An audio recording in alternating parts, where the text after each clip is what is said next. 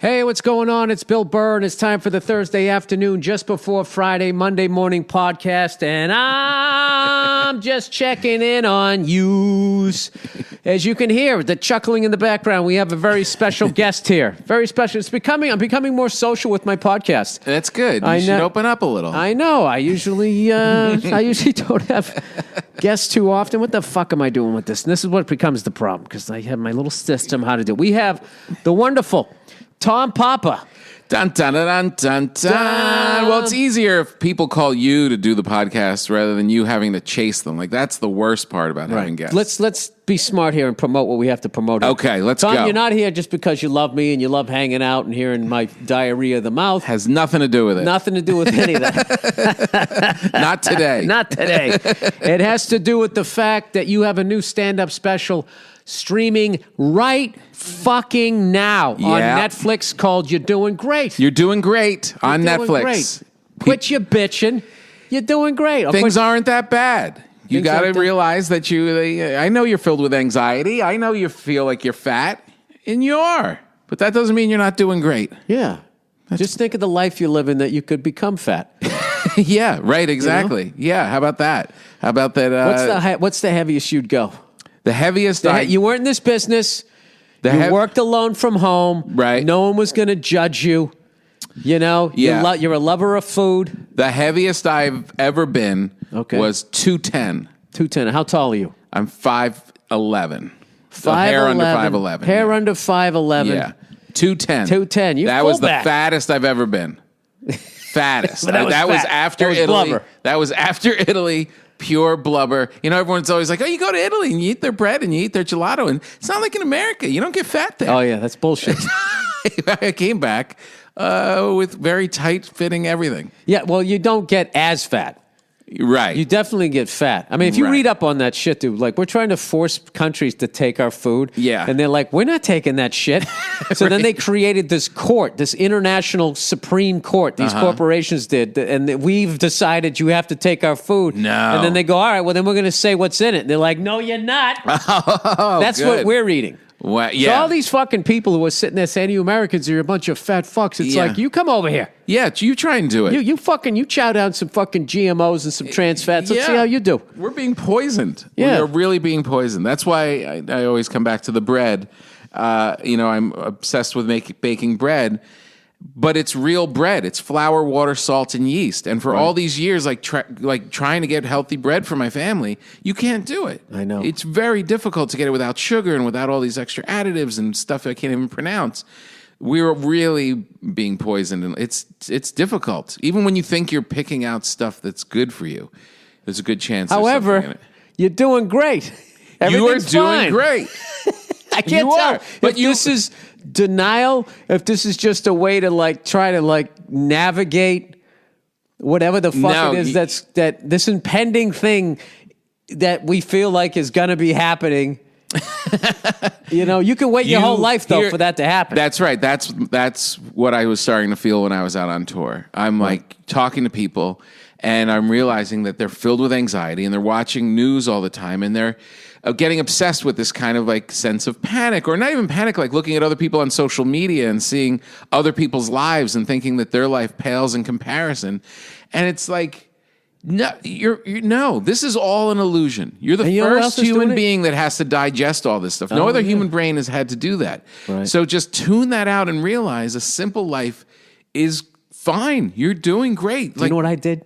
I took my daughter and wife. We went to my daughter's dance class. And my wife's so cool. She's like, oh, there's a library on the way here, and we checked out some books. I'm like, you nerd. I go, that's so cool. And I went in there, and I was hanging out, and I saw up on the, up near, we check out books, they had Rumblefish. And I looked at it, and the printing was big. It was 135 pages. I'm like, this is in my wheelhouse. Yeah. I sat down with that thing yesterday, read the whole thing. I mean, with the typing, it's probably about 55, 60 pages. And absolutely loved it.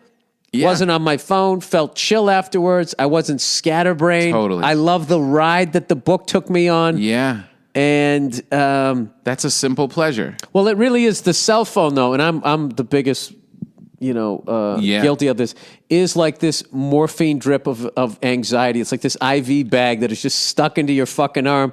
And I get, you know where I get all of my news? Yeah. Well, no. I click on the magnifying glass on Twitter to see what's trending. Oh, God. I know, it's so bad. It's the worst. It's just poison. It's literally poison. Well, I can't watch CNN or Fox because that's going to be totally biased. Yeah, that's poison too. I know. How bad is the fucking thing with... Did you see? Okay, so Stupid did his speech last night, and then when he's done, yeah, fucking that other idiot Nancy rips it up. It's like, am I watching? Did Vince McMahon write this? Am I watching like a wrestling promo? Can you guys act like fucking adults? Know. And it's just like anything that her side of the table was going to get, they lost in that moment to that stupid. Thirsty, as the kids say, grandiose thing. You wear a blue fucking bra. We know you don't like what red panties said. Right. You didn't need to do that. And he comes up idiot. And he doesn't shake her hand in the beginning. No, I'm not shaking your hand. Shake her hand and he won't take it. And I'm tearing up your script. It's ridiculous. I just was waiting for her to put a keep out sign up, like some little kid. And the problem is you can... As you're paying attention to all this stuff and you're going through like even inane stuff like on social media, just looking at your friends and family or celebrities that you're following, years are just peeling by. Yeah. And this is it. Like right now, like this is prime time for us. This is like the good years. As a human being, an adult, you only get like a certain chunk. Why would you spend it polluting your mind and body with all of this horrible stuff? I know. I go on Facebook, I get depressed.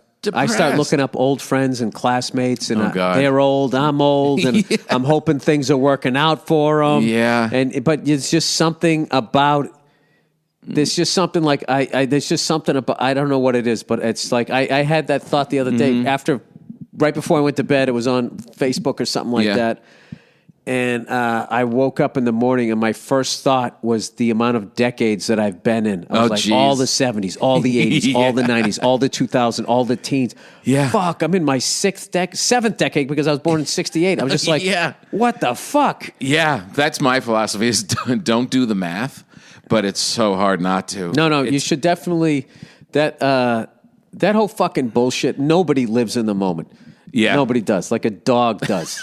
Like our brain, you can't do that. You can take all of these yoga classes and shit. You can't fucking do it. Here's the one thing I've kind of been thinking about in regards to that lately is that you can't do it. You can't live blissed out and just la-di-da. This is just the flowers are great and the sun is, this is wonderful. Right. But you can take it, you can probably get 3 to 5 minutes of that in your day. You know what I mean? Right. Of just being grateful, like, oh, I shot a special. My podcast is going well. I've got a daughter. She's going to dance class. This is actually pretty good. No, 3 minutes, 5 minutes, and then get back to work and get back to letting your brain go. And I think if you were able to do that, like 3-5 minutes a day, that's a pretty big achievement for a human brain. Well, now it is. Yeah, I'm finding now that I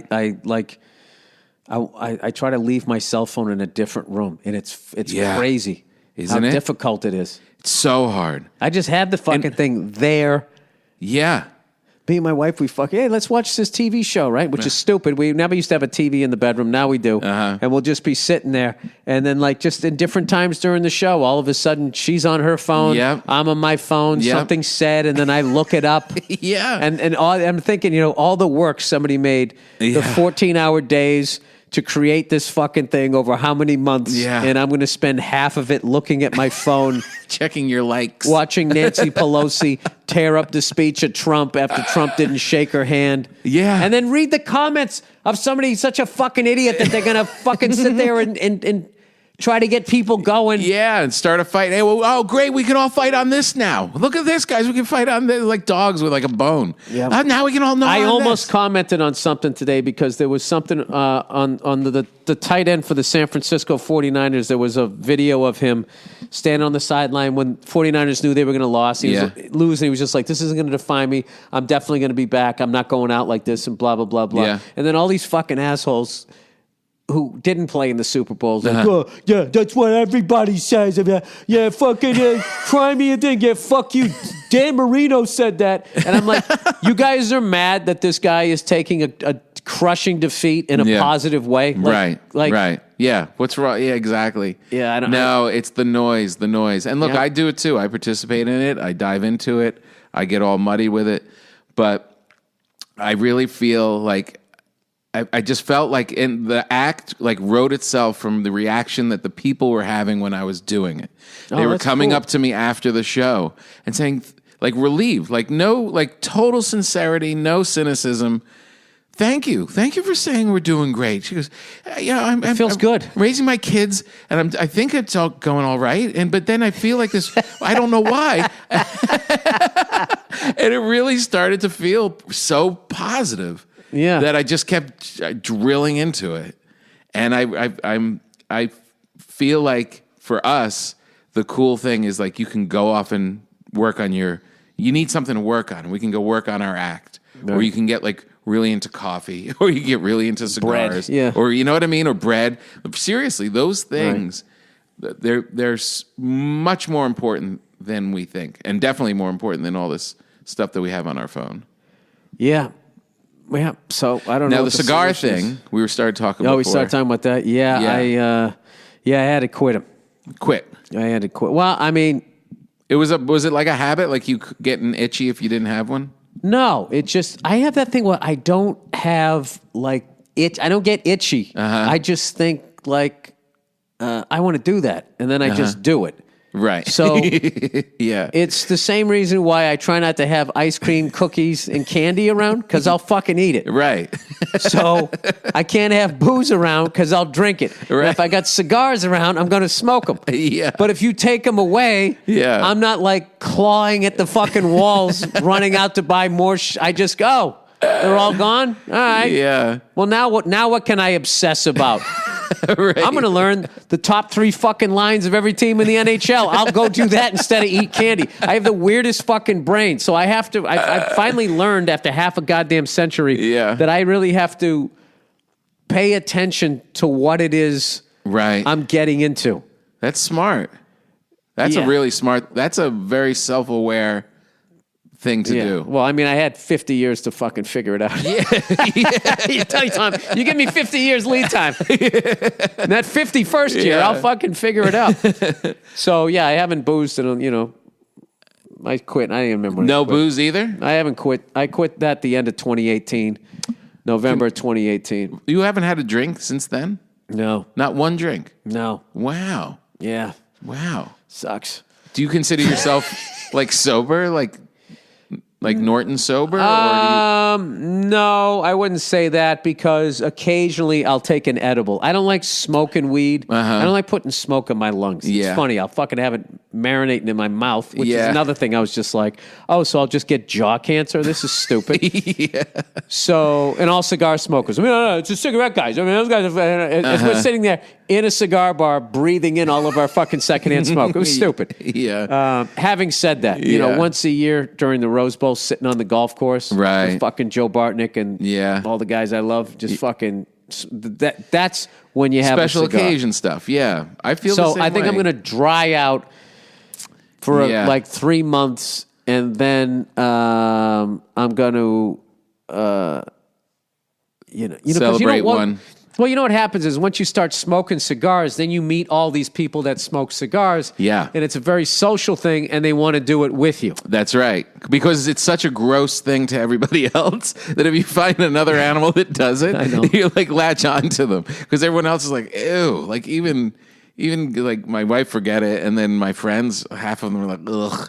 And then you find Robert Kelly. He's like, dude, let's go. Oh, yeah. I mean, it was just like there wasn't enough reasons to love Bobby Kelly. Now he will smoke a cigar anytime, anywhere. And he's always just like, anything you're doing, like, dude, I'm going to have this guy do my taxes. Why don't you come by? We'll smoke a couple of bats. He's got a couple of chairs right out in front of his office. And you're just like, that's awesome. Let's do that. I know. It's such a great thing. Because there are like, there is this thing. I don't know what it is. It's because that is. It's relaxing. And there's no phone and all of that. So you kind of put all that stuff away. You put all that stuff down. And what I love about when I go into cigar bars is, if I've gone into those things by myself, and next thing you know, I'm fucking talking to somebody. Yeah. Yeah. And it's a very like, hey, what are you smoking? Blah, blah, blah, blah. A lot of guys, they're sports fans. A lot of guys that run their own businesses. It's a sort of a I've never met like a douche.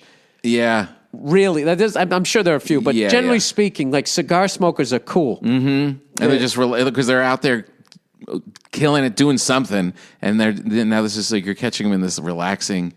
And then everybody has their philosophy of how they smoke, where it's just like, I do it every Sunday. I have this, I built this little thing. My wife is fine with it. They have the whole little thing that they do. Yeah, exactly. I got out of control with them, and now I just dialed it back. My kids give me a rough time. We all have the same fucking Everyone stories. has the same story. Everything you just said is my problem. Like, I was starting to do it more often, but now I've got teenage daughters, and they're just like slamming doors shut. And like coming out, I was going to sit out here. I guess I'm not. And then like back inside. And you're like, there's one of the precious moments that I'll have with my kid. Gone. Totally. And it even got to the point where I didn't want to like stink like it. Like I'll do it before they come home from school. But now they, Dad, you smell. So, all right. So now I've blown that hour too. I can't hang out with them now. Yeah. So it just became this thing where everything in my life was up against me. My father does it every day. My daughter's done. Oh, how old is he? He's 74. I love it. Yeah. That's one for our side. And he just shrunk the size of them.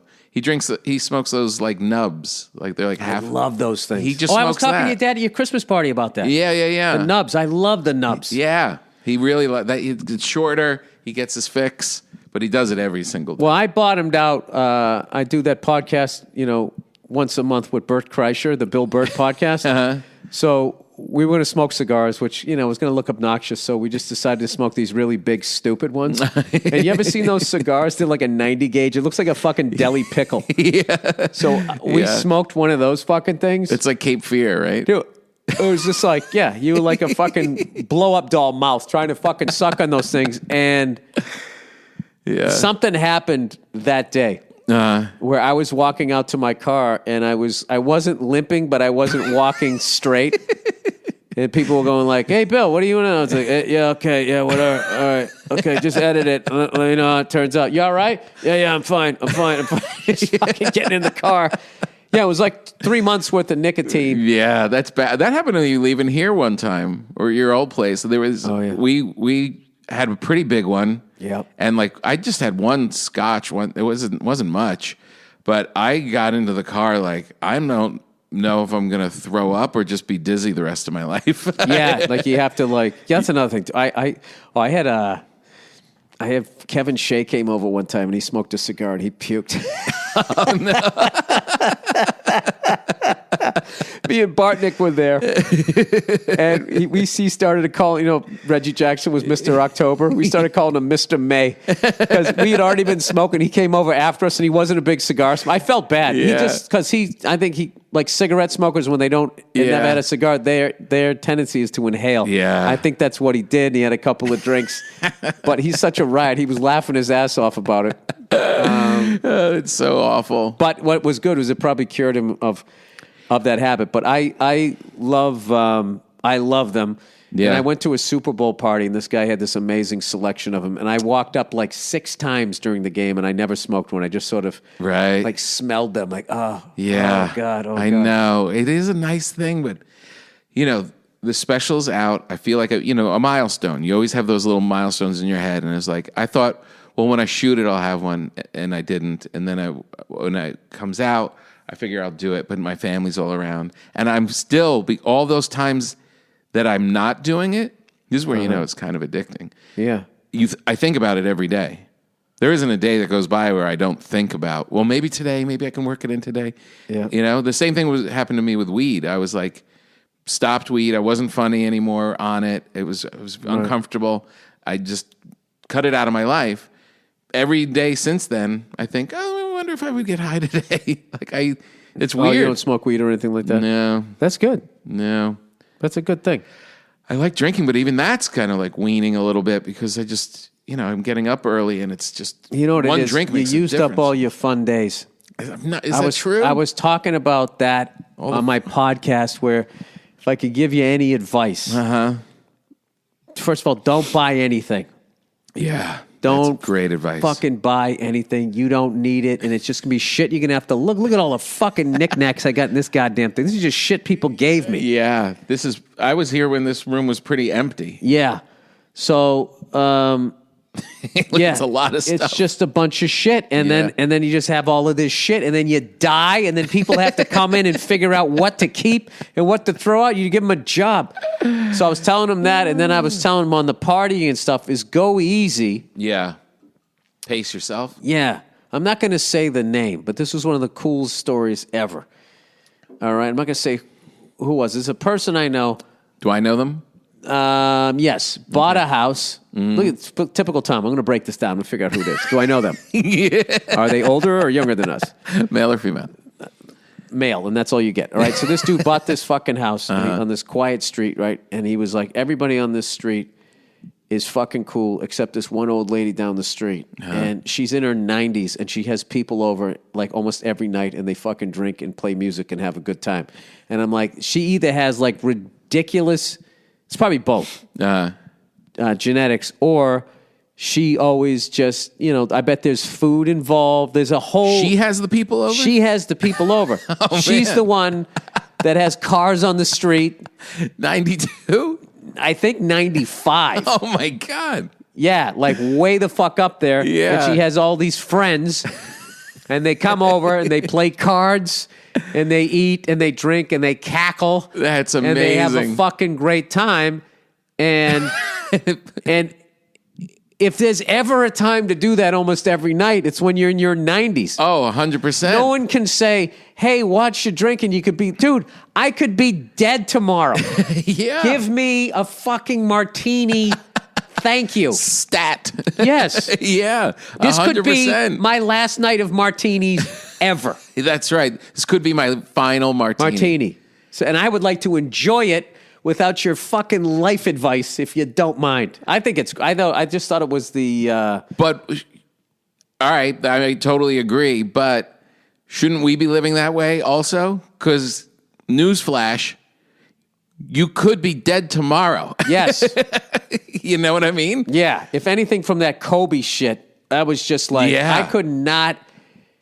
Everybody got that. I could not shake, and it is... Everybody was talking about the time. Daughter, I just could not fucking like. Yeah. That was that. I'm telling you, Life like is short. I was joking with everybody. For sports fans, yeah, that was our lady die. Ah, what a great remember analogy. when Lady died? Like the whole world was like, "Oh my God, she was in the prime of her life," but blah blah blah blah. And like as much as I was like, "This is terrible, this is tragic," and I felt real bad for the two boys. I wasn't in that world, so I didn't feel like that Taken thing. And like with the Kobe thing, it was just, and his daughter, and then also like I didn't know anything about his daughter or anything like that. I learned all of that stuff after he died, but I saw all these pictures of him with his daughter, and the way she smiled when she was with him. Exactly. It's like anybody can get that smile when your daughter's 3. Yeah. To get that when you're 13, you're a great fucking dad. That's so right. I was looking at that going like, I want to have my kids smiling at me like that at 13. know. That's fucking incredible. I know. And just the way that was like taken away. But yeah, the life is short part of it. The life is short part of it, definitely. But like, I don't want to be life is short because I'm boozing and drinking. No, but if I get hit by a fucking bus, that's one thing. But like, you can also like this. You don't want to self-inflict the end. I don't know how to do what my mother has always said. Anytime we have discussions like this, there's always a whole group of my family. We're all together going, you should do this and more vegetables and blah, blah, blah. We have all these new agey things. And then she just yells from the other room, everything in moderation. And we all like, because we all know she's right. She is right. She's absolutely right. I should be able to, once a week, sit down and have a nice martini and fucking once a month smoke a delicious fucking cigar. Yes. But guess what, Tom? Yes. I don't know how to fucking do that. And I have to respect that I do not have those life skills. Yeah. I always think this is what a gentleman would do. He would have one martini, and what's wrong with this? And halfway through that first martini, I'm like, I got to get that one. The next one's going to be even better. And then it's like then 3 in, and it's just now off to the races. Go to sleep. Yeah. Oh, this is the level of buzz I need. I do miss. Yeah. What if you came to my house for a martini? That would be a good plan. Like, you just come. I can keep the booze because I don't scarf it down if it's in the house. And you stop at my place once a month. 1 cigar, 1 martini. That's a nice way to live. This feels like a Netflix series. We'll shoot 1 a month. We'll get Jon Favreau. The sort of sober guys. Yeah. Yeah, the thing about it is I just don't have the confidence. Listen, if I didn't have a kid right now, I would take that. I would make that bet. She's changed everything. Yes. Yep. So my shit was, this was my shit, dude. Yeah. My shit was everybody's in bed. Uh-huh. I have a nice bottle of bourbon, and I'd put on MeTV, and I would watch 77 Sunset Strip or Peter Gunn. And I'd have like 5 of them, and I would just sit up and just get absolutely fucking hammered in my own house. It was awesome. It sounds great. It was fucking awesome. 77 Sunset Strip.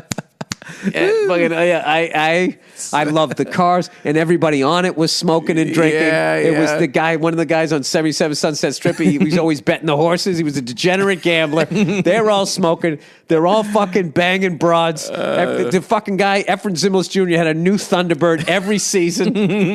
Every season he had the new Thunderbird, and then they were just fucking sucking down booze. And I was just like, this is the time. That sounds great. You walked around, you had a suit on for no fucking reason all day long. Chasing fucking perps through bushes in an Anderson Little suit. Yeah. You know, and then it's so great. That is so perfect. What is that line he said? Hey, you got a pretty active elbow for lunchtime or something like that. Talking about this guy up. He said this I forget how he said an active elbow. Yeah. Because he's drinking. Yeah, because he was on like his third. You know who was playing the role of the booze hound? It was the guy who ended up playing the professor on Gilligan's Island, because that was another thing I loved to do, where I would look up, who's this actor? Who's this guy? Like I found like one of those episodes I watched on Peter Gunn, I found like the first African-American guy to get his SAG card. Wow. Because I was like, wow, that guy's really good. Who is that guy? And he was like really old. Right. And he fucking crushed the part. I saw a young Gavin McLeod playing a gangster. That's amazing. Still bald. Amazing. In like 1950, he was riding, they killed this guy in the back of a 55...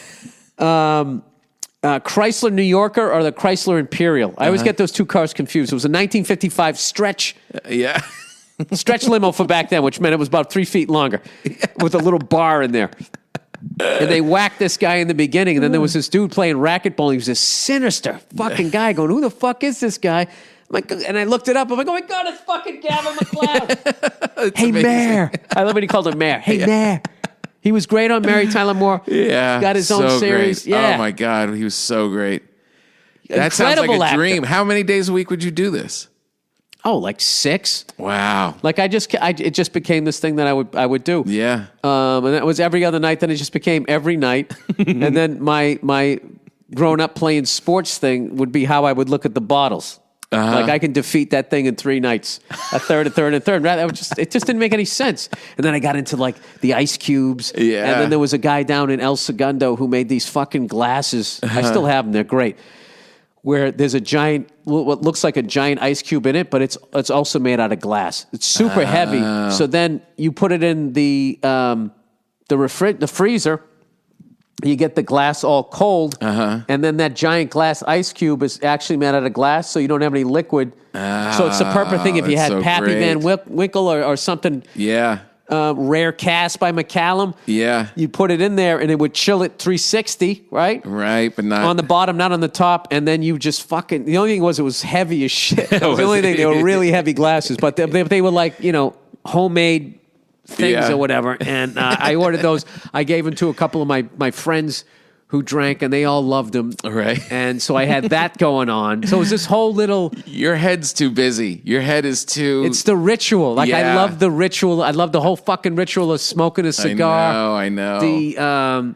I think about you every time I smoke a cigar. Yeah. Because you got so into just the match and how to light it, and then the reverse puff at the end when you get down to the last Tony quarter. V showed me that was the, what do you call it? Gas. You got to gas the cigar. If it starts tasting funny in the middle of it or whatever, he would do this thing where he would light a match, and rather than draw in, he blows out. Yeah. And then he takes, in the end of the cigar is like lit, like almost like you're trying to light it, and then he pulls it away, and as he's blowing out, that's the oxygen that keeps the flame going. It looks like the back of the Batmobile. Right.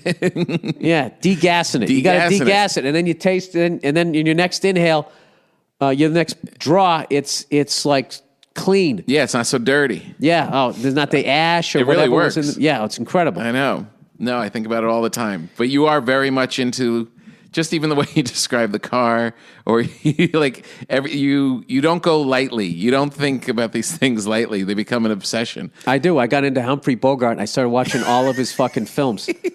I did it with Harvey Keitel. I did it with all of them. Yeah. All the fucking great leading men. Lee Marvin, all of them. I just sat down and start watching them. So I was watching, I got to show you this thing Humphrey if I can Bogart's do it. amazing, by the way. What's his face? Newsflash. I was watching, yeah. Oh, and Frank Sinatra stole so much of his vibe or was inspired. Yeah. This right here, I own this thing here, a matchstick lighter, which doesn't work again. Wow. This is from, I saw this in the Maltese Falcon. Oh, with the fat man? Yeah, so this was like, I saw him take this thing like this, and he just, see that? Oh, yeah. Yeah, like it lights, and then this thing catches a little bit of flint here on the end of this. This lit on fire, and he lit her cigarette. And so this sits in like lighter fluid. Right. And look at the whole Art Deco style of it. And I literally looked up, I'm like, what in the fuck is that? And then I bought one, and then I found this fucking guy in the middle of Michigan who rebuilds them. Oh, and my God. And I called him up, and he was like, just that kind of guy. He's just like, well, what is it? He knew what year it was. Absolutely. And I was telling him like the whole thing. And he built that? He rebuilt the inside of it because it didn't work. So so that was an original from the era. Oh yeah, no, this is you can buy these online. Feel how heavy that fucking thing is. Yeah, it's beautiful. So I think I just need more lighter fluid possibly in there. Yeah, it looks like at the bottom's a little. Yeah, a little wonky. Yeah. So then I totally got into that. Then I totally got into Art Deco, and the next thing you know, I was going online and I was looking at Art Deco bars. And I was and I found this amazing one that was like in Czechoslovakia, and I'm like, and it cost only, it cost $4,000 and $180,000 to ship it over here. I'm like, okay, I can't do that one. There's got to be somebody out there, and so I do that with booze and cigars and shit. So I have to like really, yeah. No, you. I can't. What I learned is you can't bring the devil into the house. Right. You got to go out to meet the devil. That's if you have the devil in the house, you guys are going to be hanging out every fucking night. I had I guess he was my great uncle. He was my mother's uncle, and he would have him and his wife would get dressed, and they would have cocktail hour every night. And they would have I think she would have a martini and she would have a Manhattan, I think. And they would both have their one cocktail. Sometimes it went further, but the two of them just would 5:00 and they'd get dressed up and sit with each other and have a little time. And if someone was visiting, they would be brought into the fold. Who did this? That's amazing. Amazing. And he lived a long life. And similar to you, he got into flying, and he had that same obsessive kind of brain that he built his own airplane. Yep. His own airplane that he was. That's Jeff Dunham. Jeff Dunham does that. He just builds worked his own on helicopters. it forever. Jeff Dunham builds his own helicopters. Jeff Dunham is a fucking genius. Really? I saw this thing on him one time. I've said this on a bunch of podcasts. That guy is a fucking genius. He, first of all, like having a dummy in your act. I didn't know this shit. If you buy a dummy at a store and then you make it, you start selling out clubs or arenas like him. Yeah. The maker of the dummy is going to be like, well, you owe us money because that you're using our thing to, which makes no sense because if you wear those shoes or whatever, they're not going to care. But the dummy, because it's part of the act, they can come at you and it becomes a big fucking nightmare. So he goes, all right, I'll build my own dummies. Right. So the guy can draw amazingly and he fucking like designs these things. Yeah. And then he has like a 3D printer. That makes this thing, and then he has what looks like a kitchen safe, like a kitchen TV, a big square thing. He pours the mold into it, it cooks it, and then he paints the whole. That alone, this guy has put more work into his fucking act than I have in my entire career. Right? That's really true. Then they go, oh yeah, he's also into flying. He flies helicopters. This is before I think I was flying helicopters or whatever. I didn't know that. And he builds his own. Like, ever hear like experimental aircraft? Yeah. That's a homemade one. Right. So the FAA hasn't fucking... Experimental means like, people think doesn't mean, well, will this fucking thing fly? Let's find out. I mean, kind of it is. Yeah, a little Depending on, sometimes when you see those people, they're basically sitting outside with the main rotor above them, and it looks like a little go-kart like that. But he has like legit, like helicopters, and like he can fly the shit out of them. And like, yeah, he's like one of those guys where you could bring up like 20 different topics, and from the ground up, he knows it. I was just going to say what's crazy is I interviewed him for, I think, an hour for my radio show, and it never came. Like, he does so much that even that never came up. If I built my own helicopter and flew it, I would never shut up about it. I know. I built this. Hey, you over there. This is my work.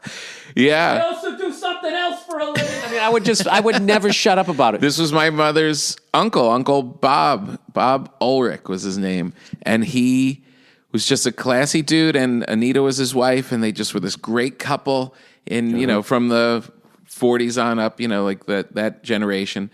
And cocktail hours, and then during the day he'd go off to the hangar and he'd work on that plane and build and work on, and took my father up in the plane and flew it around. Dude, that guy is like, he's like one of the most interesting men in the world. I know, and that's so every day he'd have one cocktail. One cocktail. Yep, that's the way we should do it. I know you. I'm trying to put your obsession towards that goal because I do think that it is to be enjoyed, And but did he ever used to get fucked up? Yes, he did. Because I always think once you open that door, then when you start back up the first 2-3 times, you're okay, and then you start sprinting. No, and this is kind of fuzzy, family folklore, but I believe that when they were younger, they did it, whatever, and then it got to be a bit of a problem, and then was petered off. And then, but his later years, again, was down to just doing it as a control thing. And, 5 o'clock early, so you're not hammered all night, and you wake up fresh. So, yeah, like we all like kind of like let it get a little out of our reach for a little bit, different things. But then doesn't mean if it didn't burn the house down, right? You probably have it in you to be in somewhat control of it and enjoy your life. Just an idea. Yeah, I don't know. Maybe not right away, but maybe it's coming. Maybe like in your next decade. Yeah, I think maybe when my daughter turns 21. All right, a little bit of advertising here. Oh, bo-do-do-do, me-undies, no more Billy drinks, do-do-do-do, me-undies. He's sober and he listens to Pink. I don't know what that means. Love is in the air. Someone grabbed the Lysol. Just kidding. Even though this is a made-up holiday. That was their joke, by the way. It's still really cute. It's also the perfect time to show. I love that everybody's honored the fact that this really isn't a holiday now. So now in advertising, they have to admit to it. You really don't have to buy shit, but it'd be great if you did. It's also the perfect time to show that special someone how much you care and say those 3 words everyone wants to hear. I only got you underwear. Sorry, match my undies. MeUndies has the most adorable Valentine's Day prints to get all lovey-dovey this year. This is perfect because they're cute. Women will love them. They're not expensive. You get her in her pajamas, she's thinking of the bedroom, and, maybe something happens. Don't worry if you don't have a boo. MeUndies also make buddy bands, so you can match with your pet, which is honestly more important than people. Well, that was kind of a weird left turn to go there. Talking about love with your pet, wearing the same pajamas. This sounds like something that happens in a rural area. Roses are red, violets are blue. Your butt is cute. Rhyming is dumb. Valentine's Day, everyone. To show how much they love you, MeUndies has not 1, but 3 new Valentine's Day prints this year. This is the perfect opportunity to show that special someone you're ready to take it to the next level with matching pairs.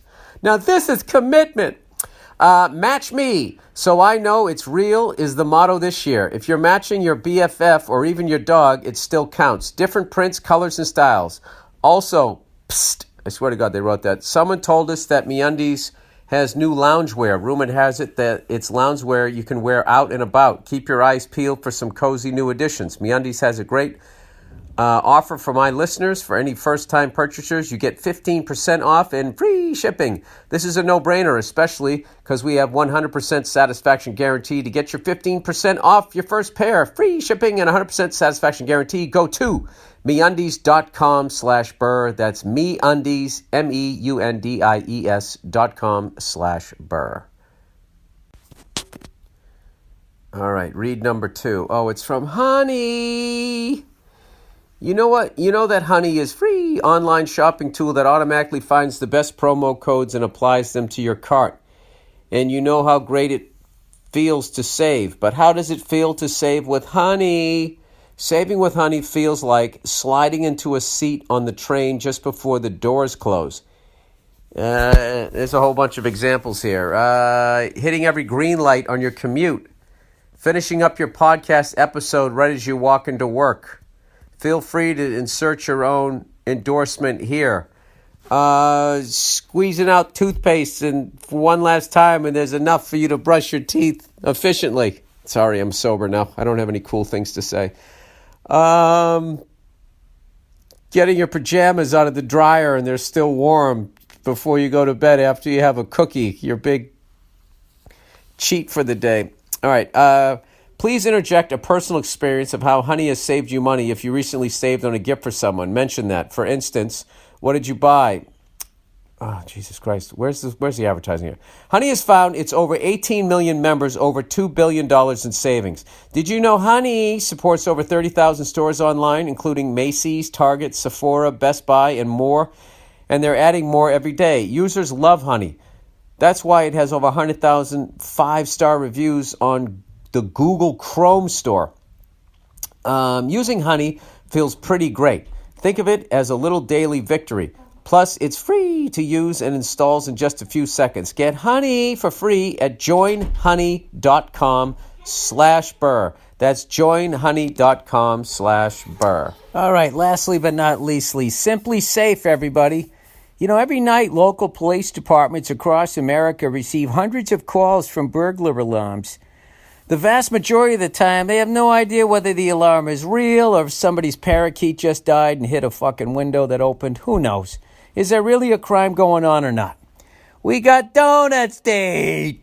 All the alarm company, you know they're eating power bars now. Come on. You know cops are in shape now. All the alarm company can tell them is the motion sensor went off. Simply Safe Home Security is different. If there's a break-in, Simply Safe uses real video evidence to give police an eyewitness account of the crime. That means police dispatch is up to 350% faster than for a normal burglar alarm. You get comprehensive protection for your entire home. Outdoor cameras and doorbells alert you to anyone approaching your home. Entry, motion, and glass break sensor guard inside. Plus, Simply Safe protects your home from fires, water damage, and carbon monoxide poisoning. Is 24/7 monitoring by live security professionals. You can set up your system yourself, no tools needed, or Simply Safe can do it for you, and it's only 50 cents a day with no contracts. Visit simplysafe.com/Burr. You'll get free shipping and a 60-day risk-free trial. You got nothing to lose. Go now and be sure to go to simplysafe.com/Burr so they know our show sent you. That's simplysafe.com/Burr. Did you get freaked out by the helicopter thing? That it was a helicopter? I mean, I know. Yeah, no, and there was a really high hour. He had like 8,800 hours. Yeah, and he was instrument rated. Yeah, and he was an incredible, like, you know. I don't get too much in detail, but, you know, I'm in that world, so I know people that know people, whatever. And, like, that guy was, like, you know, a great fucking pilot. Yeah. And the fact that something like that could happen, that was definitely ridiculously sobering, where it was just like, you know, I don't fly on days like that. Well, those conditions were, anytime I've been as a guest in a helicopter, if there was any kind of fog or low visibility, they just didn't go. Yeah, well, yeah. It's called the whole thing off. Yeah, the no-go. Yeah. Well, you're, but people sit there, you know, and they make too much about, like, you know,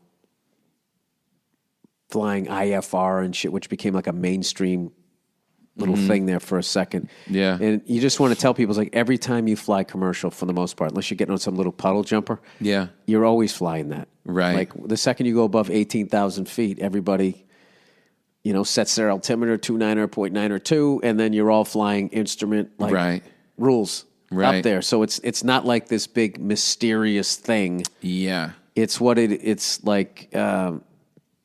It's just, I don't know. I want to get into it because I'm not going to sit here and fucking, I'd be like those assholes who watch like the Super Bowl. Right. Shit, who don't play and blah, blah, blah. It's like, I have 230 hours.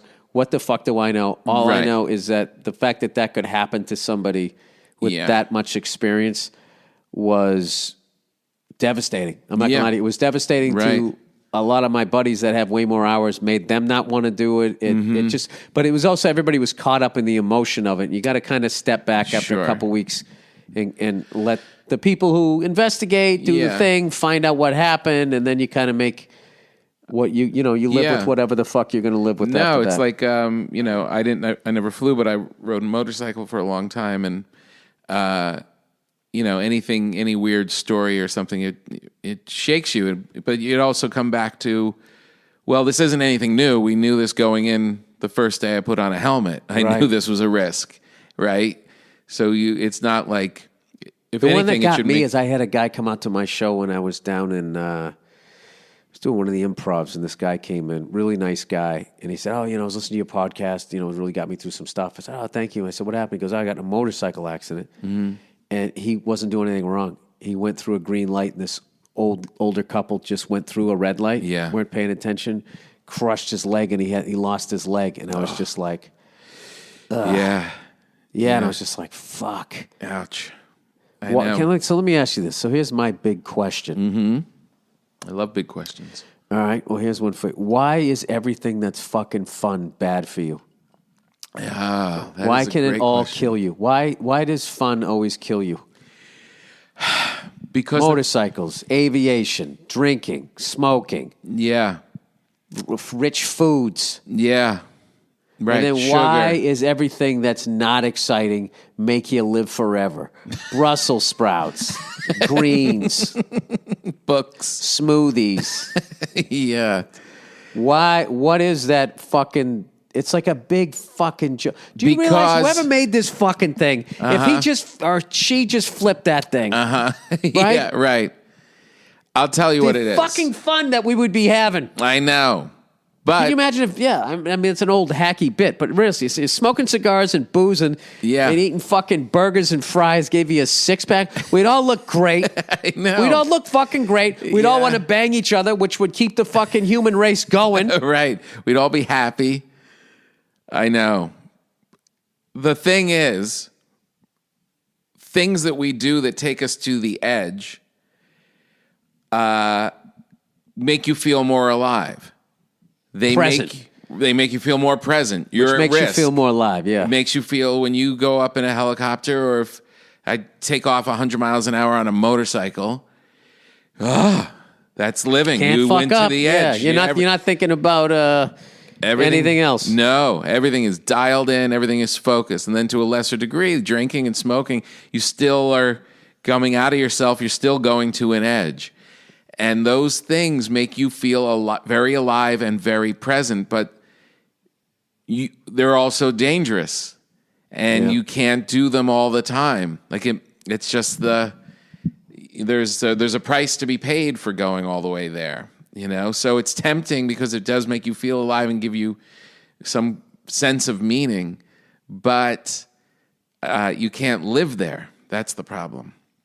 That's why I'm saying, like, the mundane things that give you meaning are super important, because it's not the rush of going 100 miles an hour on a motorcycle, and it's not, the crazy night of getting drunk and doing your thing, but just sitting in the room while your daughter is playing. Yeah, that was so amazing. Do you know what happened to me the other night?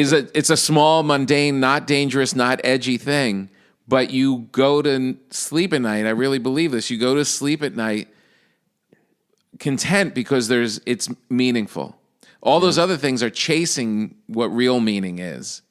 right? It's a simulation of what real meaning is. Yeah, you know what? There might be something to that. I tell you, I came off, where the hell was I? I don't know. I did the Patrice benefit, right? Yeah. And we came back, and I took like the latest flight I could take and the first flight I could take to get back. You know the deal, right? Being a dad, right? So I do it all the time. The dad flight. The dad flights, yep. You see us all getting on with our bad fucking jeans, hating life, getting back to the kid. Yep. So I got back, and all the traffic and shit. I got back here time for lunch. And my daughter was eating lunch, and I sat down next to her. She was all excited that I was there, and she was sitting there, and she was, drinking from her little sippy cup. And as she was drinking, she just reached over and put her hand on my forearm. And I looked down like, oh, my God. And then she just smiled as she was drinking and, like, not knowing what she was doing. Right. And, like, on so many levels where I was just like, oh, my God, this is the greatest. I love my daughter so much. She loves me. And also, she's open emotionally. She's touchy-feely. All this shit. I'm fixing all of this. Yeah. And it was like and I've thought about that like, fuck. I mean, it happened like a couple, Monday of this week. I've probably thought about that at least 40 to 50 times over the last few days where I was kind of like, and as they get older, like they have more like cognitive development, you can really like connect with them. And, I was giving her a bath and she was just really looking at me, talking to me. And I got outside the conversation of just like, I'm like having a conversation with my daughter. This is unbelievable. Yeah. So I think that lasts longer than doing a wheelie down a fucking I think it does last longer, but the unfortunate part is, your brain, everyone's brain, and your brain in particular, are very busy. So even those moments when it's like really important and you definitely get value out of it, still a lot of time in the day. Still a lot of time your brain's up and awake, and it wants to go do something else. It wants to go to the edge of something else, and it's kind of tricky. It's to feed your brain the right stuff. I'm a lunatic. I am. Like I have to I got to really pay attention. To what it is I'm doing and try to get outside of myself and look and be like, what the fuck am I doing? Because if I don't, I will go down these roads. I will get people in my life that I don't want in my life, or people that should be in my life. I miss them, because I'm between my ears as they go by, right? So I don't know. Well, that's amazing. So you were able to turn all of this deep shit into fucking comedy. That's awesome. I tried. It's going to be another effortless fucking. I tried. 46 minutes, just like that, blowing through. Yeah. All right. So you got your special. It's called. You're Doing Great. You're Doing Great on Netflix right now. And it's actually a stand-up special that you can watch and feel good about yourself. You're not punching down. No. You're not punching up. You're just reaching out, saying you're doing great. That's a good way to describe it. Yeah. I love it. I want to watch it. I'm going to watch it tonight. And also your radio show. My radio show's still going with Fortune on Sirius XM. Fortune Feemster and I. Those banging out the specials this month. I love it. Yeah. And her special's great too. Really funny. She's so fucking funny. She's so funny. She's just naturally. She's been one of my favorites since the first time I saw her. Me too. I just wish I could see her do stand-up more. I know. Every time I see her, she's working on a show. Like, I follow her on Twitter. She's working on some movie. I know. And I'm happy for her, but as a fan of stand-up, I'm like, fuck. I know. But her special she nailed it. I was so proud of her. Like, I've only been really close with her for a short while, but I was really proud because it's not just like a good special. It's packed with jokes. Like, she's just bam, bam, bam, and it's meaningful. It's got her life story, and it's really good. And so, but we're doing that still 4 days a week on Sirius. Yeah, I remember way back. Getting up super early. First met her, she was working on Chelsea's show. Yeah, and I remember I used to say to her all the time, I mean, it's great you're on that show, but I'm telling you, you are a star. You can go out. Yeah. And make a fortune on the fucking road. Get back in the clubs. I know. And she's like, oh, you're so nice. Like, no. Well, she comes from an improv background, Oh, really? Yeah, like the groundlings Dude, kind she's of a stuff. beast. Good Lord, she can do that too? Yeah. No, she's... Well, that's why What the hell's Lauren Michaels on this one? Yeah, no Good kidding. Lord, get her in there. Right, good point. Really good point. Yeah, that would, if she can do all of that, good. Yeah, no. Whatever. Everybody gets what they're supposed to get. Yeah, She'll she's host on a the good show path. sometime. She's on a good path. But you should watch her special too. It's definitely good. All right. And everything's good, man. Everything's great, Tom. Everything's Let's great. keep it on brand. Yeah. And he makes bread. And once again, I think that I always go over to your house for Christmas Eve, and this was your best meal. I ate like a fucking pig at that. That was good. The food was on point this year. The sauce. Yeah.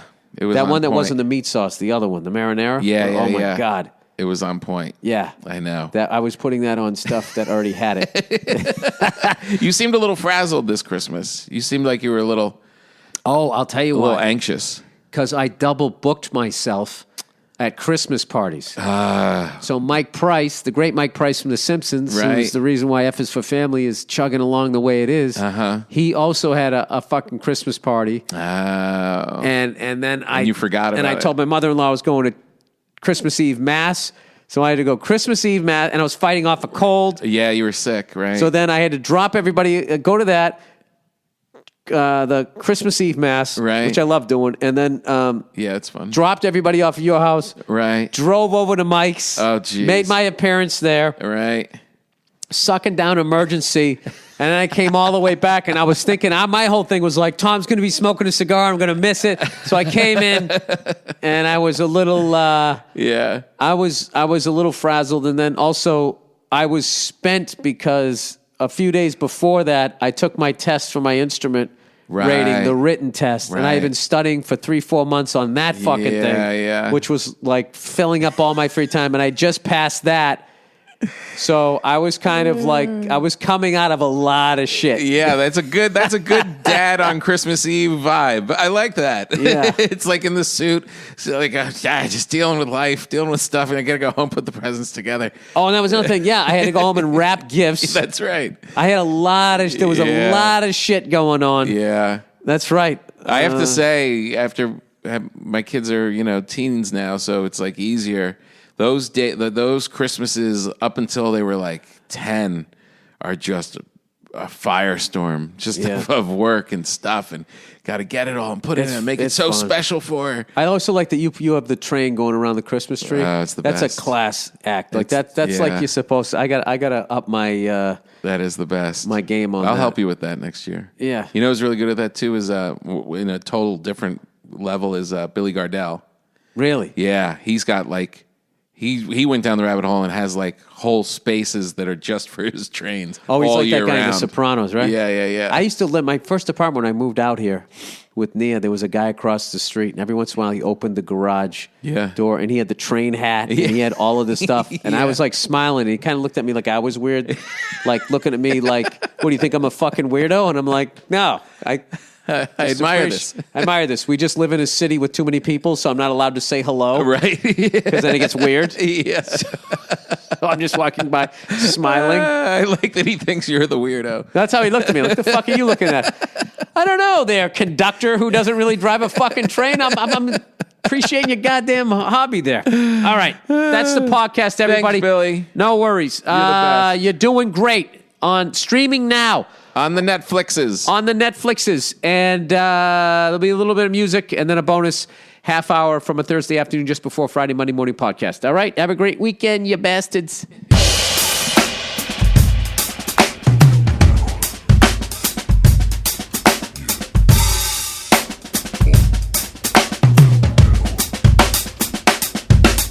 Hey, what's going on? It's Bill Burr, and it's the Monday Morning Podcast for Monday, February 6th, 2012. What's going on? You know what the fuck's going on, you cunts. Jesus Christ. I'm actually recording this thing an hour and maybe hour and change after the Patriots just lost to the New York Giants. Congratulations to the Giants. Oh, my God, that game was fucking brutal. Brutal game. I got myself all mentally prepared to get our asses kicked. Because on paper, I was like, our defense isn't going to be good enough. and that front four of Adonises that they have that look like supersized linebackers. And next thing you know, we come out and we're playing with them and we're fun. I don't know. You know, we just didn't make the fucking plays when we needed to make the plays.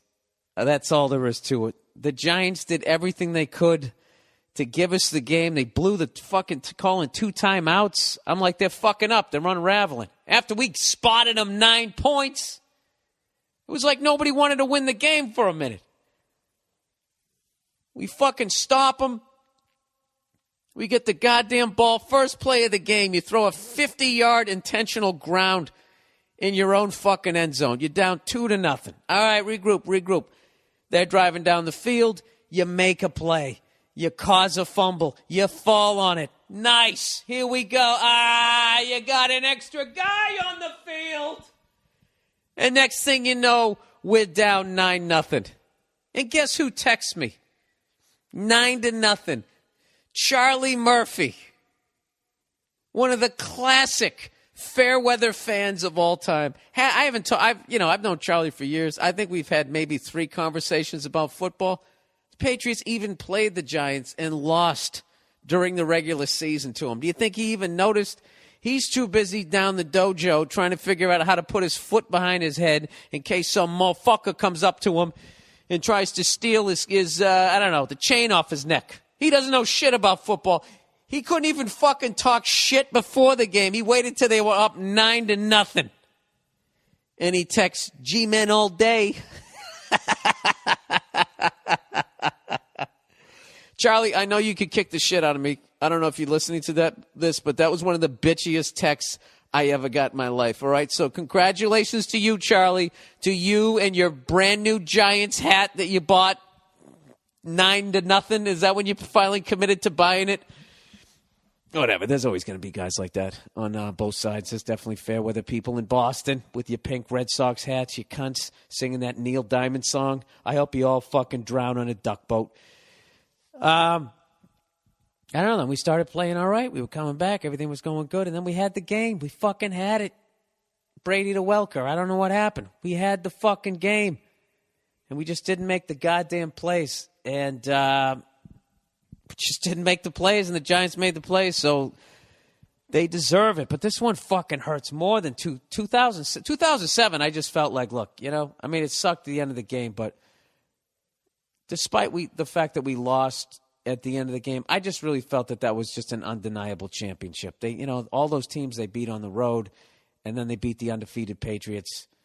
I just, I always felt it was a shame the Patriots were undefeated because I never thought the Giants got credit because it wasn't the Giants won, it was the Patriots lost. Like, that was the fucking story. But this one hurts fucking more. But if you were a true sports fan, you saw what happened. All right? But this one was brutal because we had it. And I just felt like we just blew it. We fucking blew it. And I know it sounds like I'm taking away from the Giants. I'm not, because that fucking pass Eli made, even if there was nobody in front of him, to make that fucking pass down along the sideline, single coverage is an amazing throw. He threw it into double coverage with somebody right in his face. He had to alligator arm it, and he still put it right in there. It was one of the greatest passes I've ever seen in my fucking life. The guy just makes the plays. And the only silver lining that I can take from all this is he has more rings than his brother.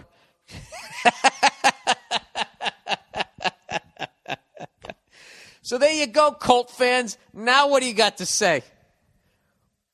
With your fucking Brady, Peyton Manning arguments, at least Tom Brady has more rings than his brother. Fuck. I'm really looking for an angle to try and talk shit. I can't. That's not what I do. I take my fucking lumps. The Giants deserve it. They're just a great fucking organization. And they got 4 Super Bowls, and that immediately moves them. They were sort of middle upper as far as historical football franchises. Now they got 4. All right? So you got Steelers got 6, 49ers and Cowboys got 5, and then they're tied with 4 with Green Bay. So they're up there with the Steelers, the Packers, the 49ers, and the Cowboys, man. That's great company. So you guys should be proud, man. It was fucking... Oh, God. I can't believe I got to do this fucking podcast. It's just... I can't even explain it. I felt like I had an ice cream in my hand, and I was about to put it in my mouth, and somebody knocked the fuck. I'm standing here with an empty cone. Oh, God, that was a fucking brutal one. That was a brutal fucking loss. They just fucking blew it. And you blew it! Whatever. What am I going to do? It's not like, I'm sure nobody in Cleveland has any fucking sympathy for me, all right? So, anyways, you're probably asking yourself, well, gee, Bill, you're on a plane tomorrow. Where the fuck you going? Oh, by the way, I'm not making fun of Madonna for being in the halftime show because I didn't even fucking watch it. All right? I really think that Madonna helped the Giants fucking win this. Nah, she didn't. But I'm going to lie to you if I wasn't freaking out during that bullshit. We were down 9-0. We come back. Score like fucking whatever, how many unanswered? 10-9. It was 10-9 at halftime. And I'm thinking, all right, we got it. We got the momentum. We're getting the ball back. Let's go in for a quick halftime. No! Turn around. Everywhere is fucking heartache. I'm voguing with gay guys for fucking a goddamn half an hour. Now, let me ask you this. Whose advantage is that? It's the fucking team that's reeling. It's the team that needs to take a knee. Anytime Fergie goes out there and shows her fucking ass for an extra half an hour. I want to know this, fellow football fans. How the fuck did we go from Bart Starr and Vince Lombardi to that horse shit? All right? Jesus fucking Christ, with the goddamn 2-hour halftime fucking show. I mean, it's a bullshit theory because we got the ball and then drove down and scored a touchdown. But it's just, I don't know. Why can't they just be happy making billions? Do they have to make billions and billions? Do they have to whore out the fucking sport to that level? That every goddamn year you got to bring some fucking over-the-hill rock star to come out there, right? I'd rather watch an old-timers game. I didn't watch a second of it. What did she do? I heard some of the music. It's a fucking football game. It's the championship game. Does anybody else have that? Does anybody else have voguing in the middle of it? Don't do something, something, something, something, something, vogue, vogue, vogue, And when they all doing their fierce faces, dressed like they were in Avatar, Like they're going to get fucked in the ass on Avatar.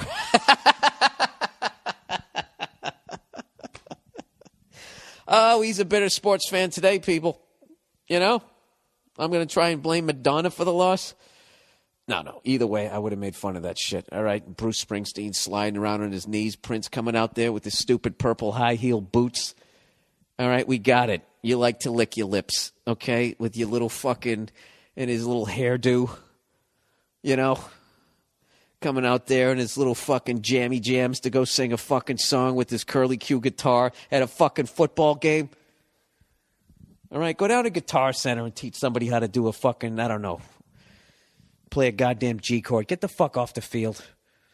If I was NFL commissioner, this is what I would do. That was one of the first things I would do, is I would get rid of that ridiculous halftime fucking show.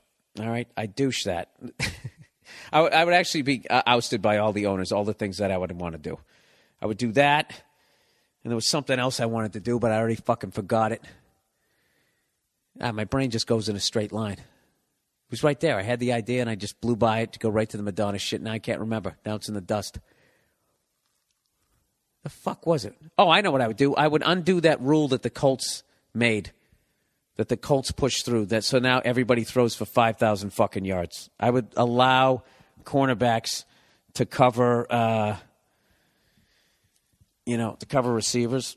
Patriots got away with one. I don't think they were both bad calls, but one of them was, yeesh, Another thing, yeah, we got, both those calls could have been pass interference, and we got away with them. We just fucking didn't take advantage of the shit. Calls were going our way. Oh, Jesus. Anyways. I was actually standing out on the balcony drinking a fucking beer going, I think they're going to win. I got a good feeling. You know, they can come out, they score a fucking touchdown. Every time I poke my head in, you know, she was sitting there like a virgin who got fucked 90 years ago. Whatever the fuck she was singing, everybody was all dressed in their stupid, whatever. You know something? I don't give a fuck if you think this podcast sucks. You want your fucking team lose the Super Bowl, have your fucking hat ripped out, and then you go talk for an hour in the goddamn podcast. All right, you know what? I need a break here. Let's get into the advertising for this week, okay, people? As I always mention, all right, if you're going to buy something on Amazon.com, if you're just sitting there laying around going, you know what I think will fill the void if I go to Amazon.com and I go buy myself a belly button ring, you know, why don't you make a little detour? Go to BillBurr.com first, click on the podcast page, and on the right-hand side, right next to the iTunes little box there, whatever you call it, the banner, is the Amazon.com. You click on there, and that's all you need to do. Just go to Amazon.com through my podcast page on BillBurr.com.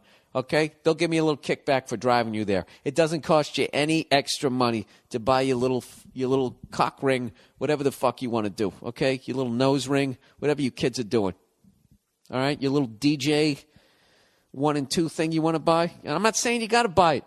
Don't get defensive with me. You don't have to buy it. Don't buy it. I don't give a shit. But if you're going to buy it on Amazon.com, just go through my website. They'll give me a little kickback. And then I take 10% of that and I send it on to the Wounded Warriors Project.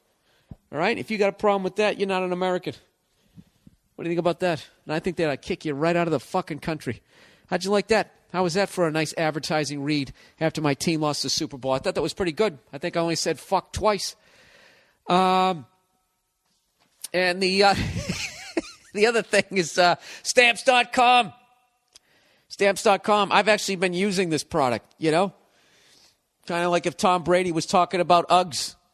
If Tom Brady said Uggs are the most comfortable shoes I've ever worn in my life, you know, you'd have...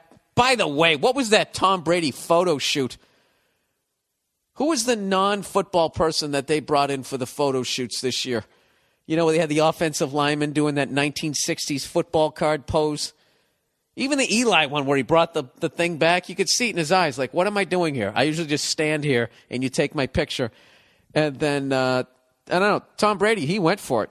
I think he's been hanging out with Giselle a little too long. He did a whole photo shoot thing. Hey, I'm doing the pouty face with my fist on my chin. And now I'm doing what looks like I'm jerking off. And then I don't know what he did. He did the Charleston. I don't know what he did. That was...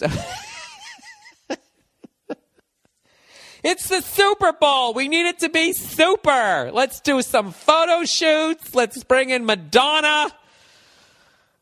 Somebody make some dip. Do you know why it's like the Super Bowl really is like, you know those bug lights to attract mosquitoes?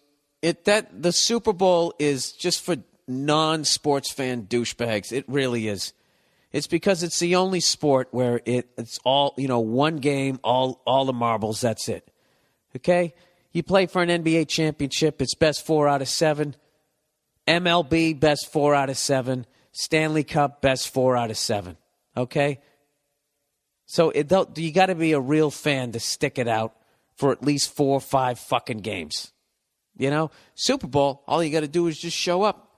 And everybody shuts up during the fucking commercials, and then they run their goddamn mouth. But I actually went to a good Super Bowl party. But anyways, that's not what I'm here to talk about, people. Okay? The better team won. I'm going to put it in the past, and I am not going to discuss it at all during this next advertising read. All right, Bill, game face on. Game face, all right? Make the plays, unlike your team, okay? Make the fucking play here. All right, Stamps.com, everybody. I've actually been using this product. I got to tell you something. It's awesome, man. I don't have to go to the post office anymore. They mailed me a little scale, you know? They did everything but give me that little visor hat that you're supposed to wear, like Mr. McFeely used to have. Or was it Les Nessman? I don't know. But basically what you can do in your own damn house with your computer and your printers, you can buy and print official U.S. postage. All right? You use your own computer and your printer. It's quick. It's easy. And getting started took me, it should only take you 5 minutes. But if you're a moron like me, it takes you about 7. I'm not going to lie to you. All right? So they got a special offer going on.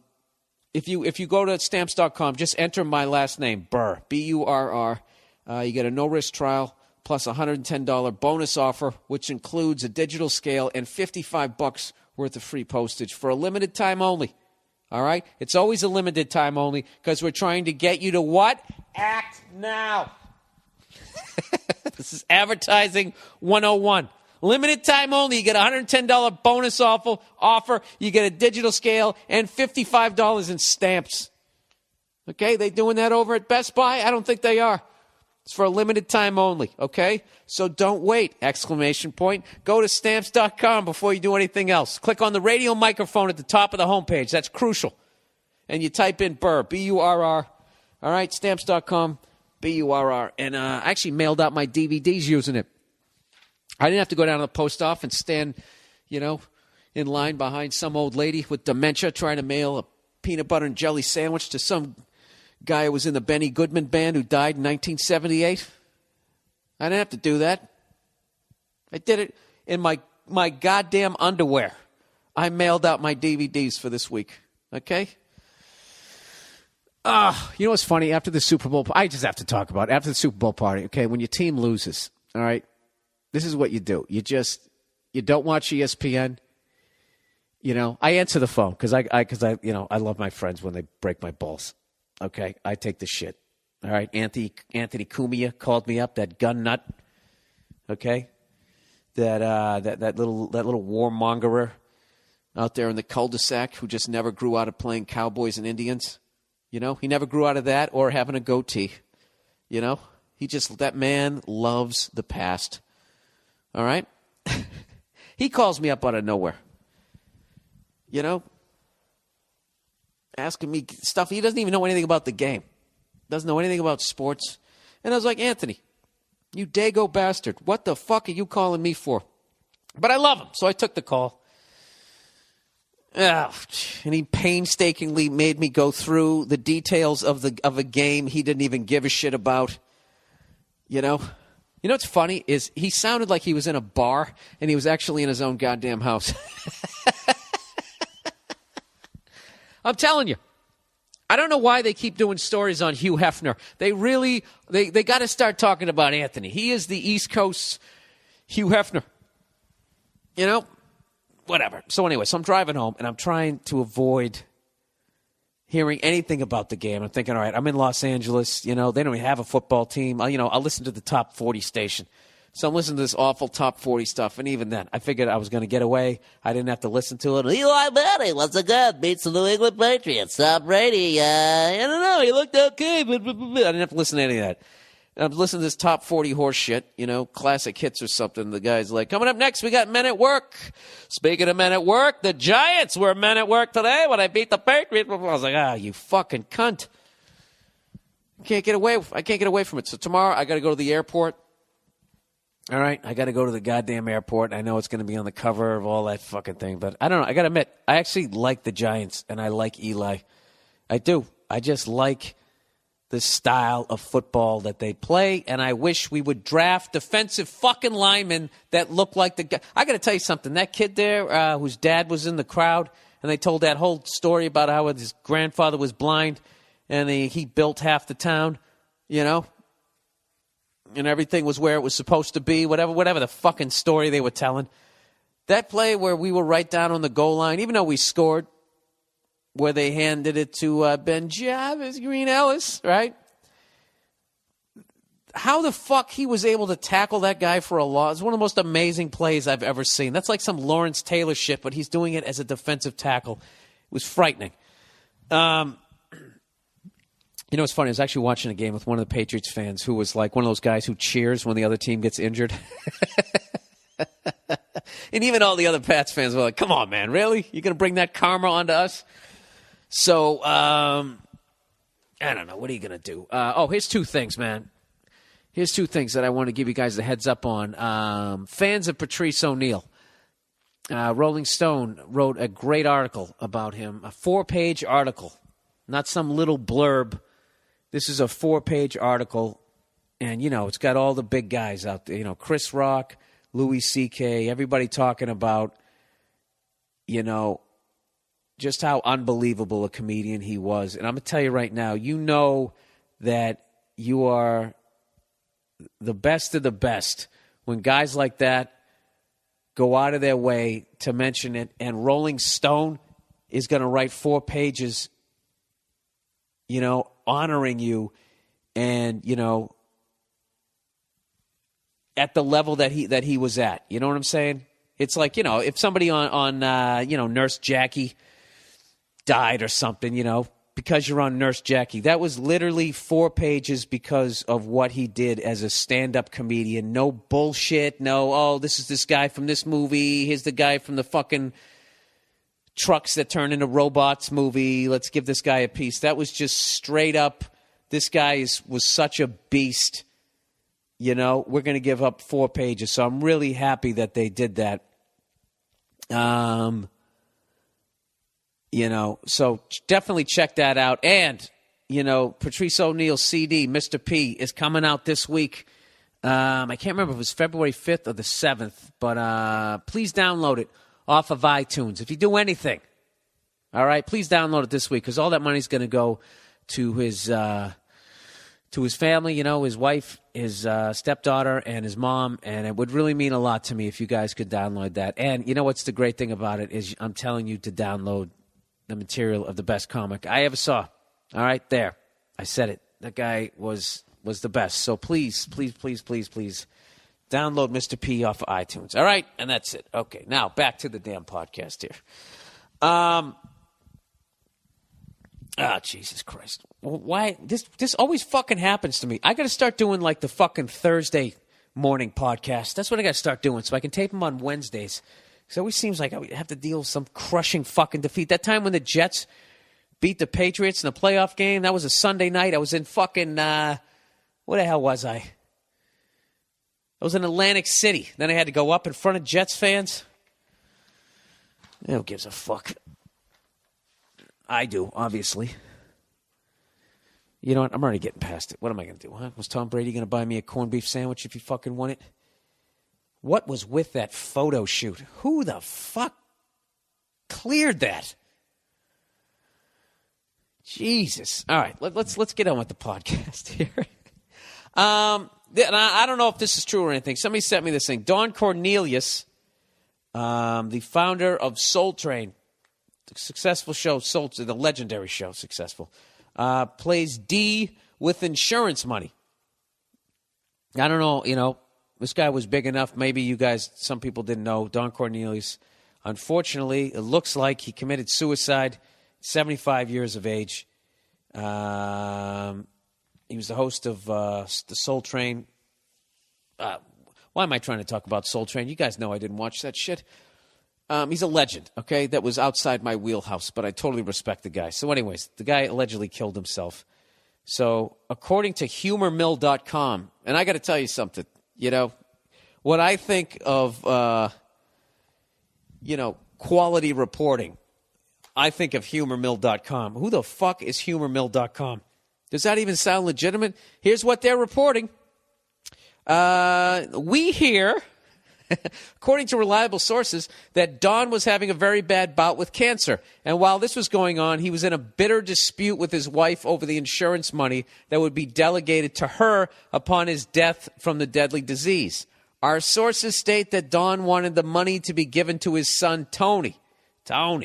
But because of his marriage and his failing health, the insurance was to be given to his wife. Does that make any sense? Because of his marriage and his failing health? What does his failing health have to do with who gets the insurance money? See, none of this makes sense. I'll read it anyways. Don made the decision to take his own life since his doctor stated he had only weeks to live. Don probably suspected that life insurance doesn't pay anything if someone commits suicide. But California is different. If you had the policy for more than 2 years, the policy pays for a suicide. And Don's policy was more than 2 years old. Jesus Christ. California really takes the no-fault state, to a whole nother level. You get married out here, your wife goes across the street and goes, "Hey, honey," with like a dick in her mouth, and it's not her fault. Even suicide isn't your fault.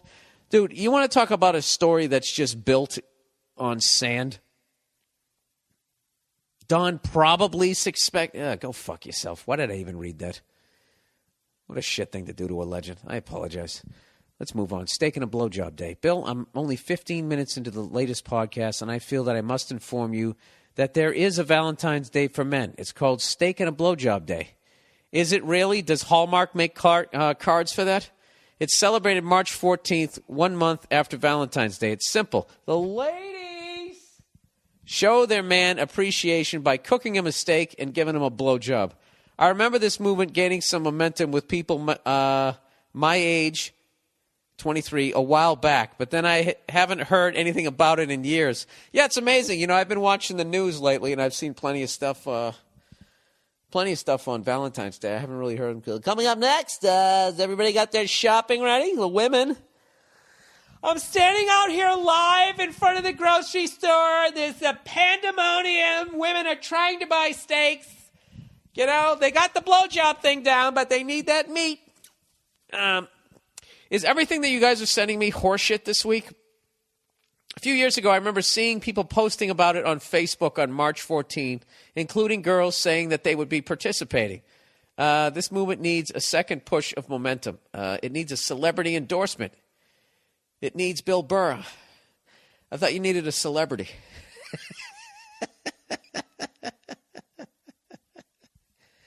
What level of show business am I in? Okay, I feel like I'm slowly getting to VJ level. Am I as famous as a VJ? Maybe. You know, am I more recognizable than the Jack in the Box guy's voice? Anyways, I know you could explain and defend this holiday from haters. I'm pretty sure it started in your own hometown of Boston too. Promote Steak and a Blowjob Day on the podcast and be a part of history. Dude, I don't know how to promote this. Well, I can give you some advice. First thing you need to do is you need to come up with a euphemism for blowjob. All right? Because if it's Steak and a Blowjob Day, you're really limiting, you know, the amount of people that you can reach out to. You know? It's like you're kind of going like death metal there.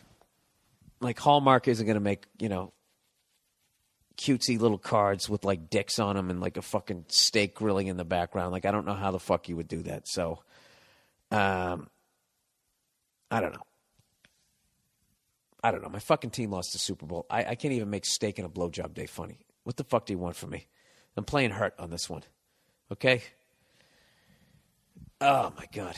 It's not that they lost. It's that they fucking blew it. They had it. They fucking had it. Just fucking catch the goddamn ball. Keep going down the field. Kick a little fucking field goal. Give it back to them. They've blown their 2 out of 3 timeouts.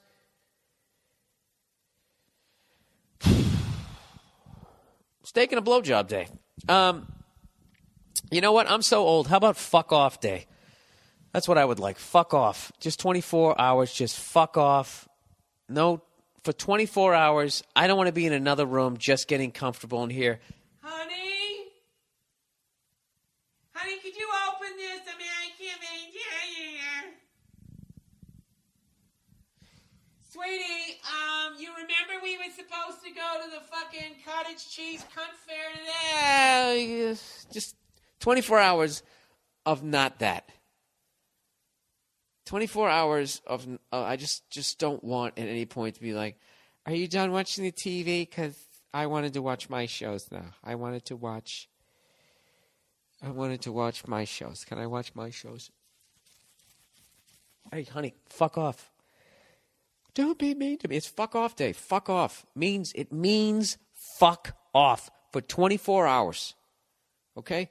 You know what's funny is they couldn't do it. They couldn't do it.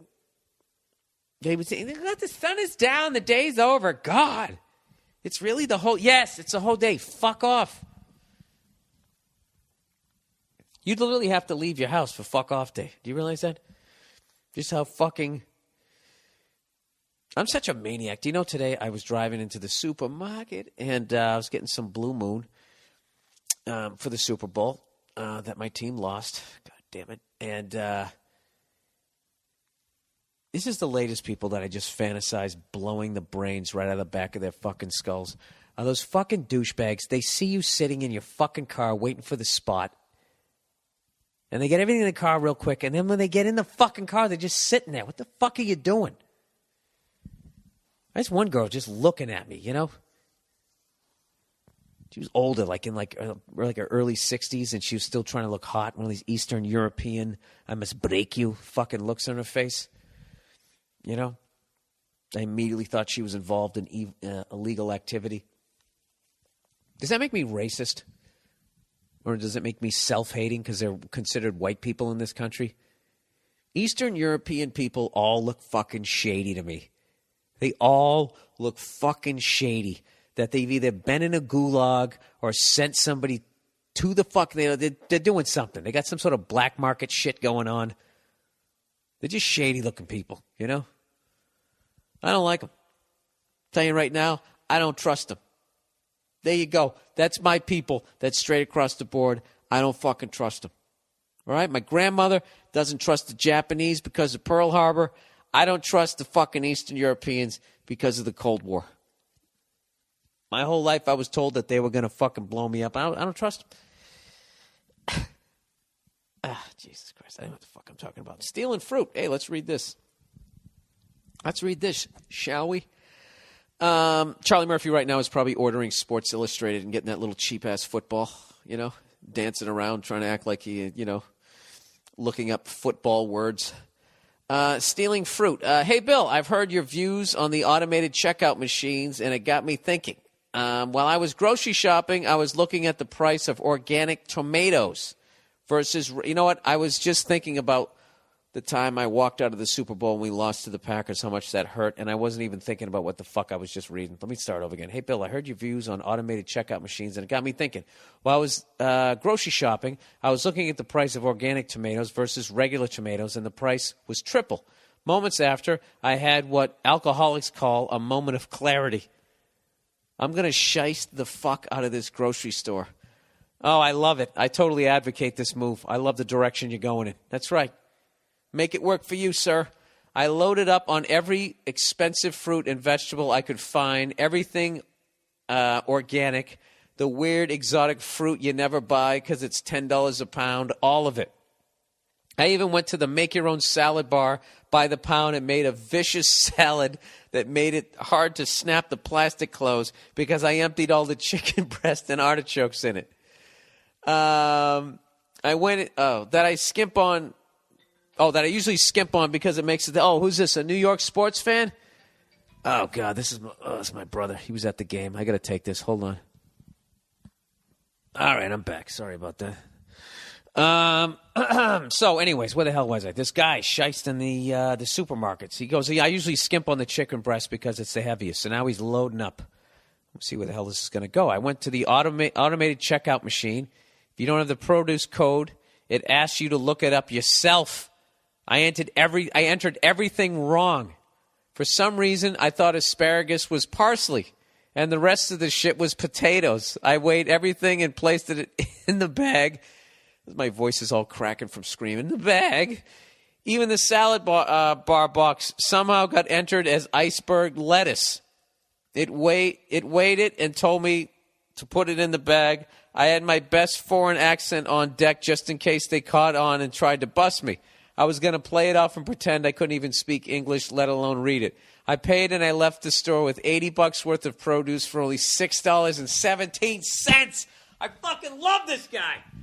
Ever since that day, I've been eating gourmet salads and organic vegetables like a fan. Fuck them.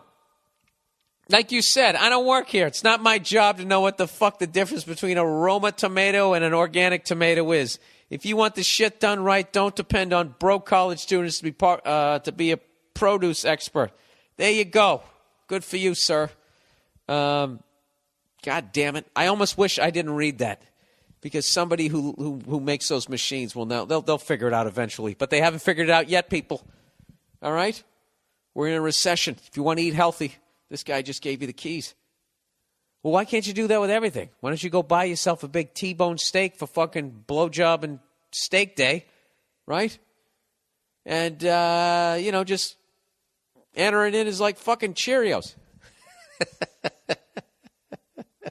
It'd be great. You can eat like Donald Trump and just fucking, wow, that's fucking amazing. I think I like those automated machines now. No, I don't have that in me. I advocate stealing from people like that, but I'm not one of those guys. I don't know. My karma is too fucking strong. Whenever I do shit like that, I always get fucking, it's like something happens. I get away with it, and then I drop my cell phone in the fucking toilet. I just don't have that in me. You know? Believe me, I want to do it. I am a piece of shit. I am a dirtbag. You know what, Bill? Maybe you're just not good at stealing. Anyways, advice. Hey, Bill, love the podcast. I'm going to make this quick. Let's see how long this is. This isn't fucking quick. Look at all this shit I have to read. Going to make this quick. Okay, dated abroad for 6 years, got engaged. 2 months later, she says she's not ready. Dump her. It's over, dude. She said we lived together. We lived together at the time. Less than a week later, her new 40-year-old boyfriend / coworker, my ex is 28, as am I, is sitting in the front of my house in the driver's seat of her car. I basically told her to get the fuck out. She agreed, that lowly cunt. Wow, she dumped you for a 40-year-old guy? Does he make money? Why would she do that? Christ, this guy's fucking pubes are going to look like Jay Leno's head within fucking 8 years. Why would she do that?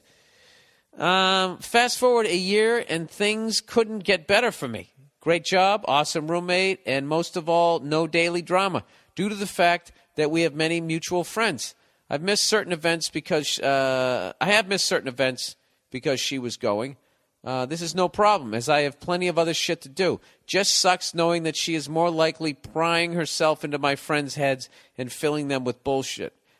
I know how her brain works, which means she's probably painting this of how she wishes her and I could be friends to my close people. This is complete bullshit, as she hasn't made an effort to contact me once. Well, has she done this, or are you just inventing this in your head? She even goes as far, according to close friends, as to bring up a fatal jet skiing accident I was involved in last July and how worried she was. Again, not a single call or a text. Well, dude, what happened with the jet ski? This is more compelling than this fucking petty cunt that you're talking about. How the fuck can you bring up... Dude, this thing went from some office bullshit to a goddamn Schwarzenegger movie, and now we're back in the office again? Again, not a single call or a text. Honestly, I want nothing to do with the whore, so whatever. She actually reminds me of that girl, the self-loathing, narcissistic one that sucks all the air out of the room, that Nia chimed in about on a podcast earlier, 7-11-11, I believe. Whenever I'm out with friends and her filthy... What the fuck is that word? Gangrenous vag shows up? Gangrenous? Did you invent a word? It's not underlined in red. I've never seen that word. I respectfully say my goodbyes and leave. I rebounded with a cute server for a few months and lately haven't seen or heard much from her. The ex is aware that we have been hooking up and come to find out somehow managed to lure her 21-year-old impressionable mind in too. Tonight, for example... They walk into a bar with a few other folks, and I watch my ex-fiance prompt her to come say hi, as if to let me know they've been hanging out. Dude, why don't you get out of this girl's world? What, do you live in a one-horse town? There's one little saloon, one fucking Applebee's? Anyways, he goes, I'm above all of it and had the foresight to realize such things were possible, as she's a narcissistic, manipulative cunt. Bottom line, my best friend is getting married in a couple of months. I'm a groomsman, and the ex is in the bridal party. Jesus, need some advice as how to handle it. What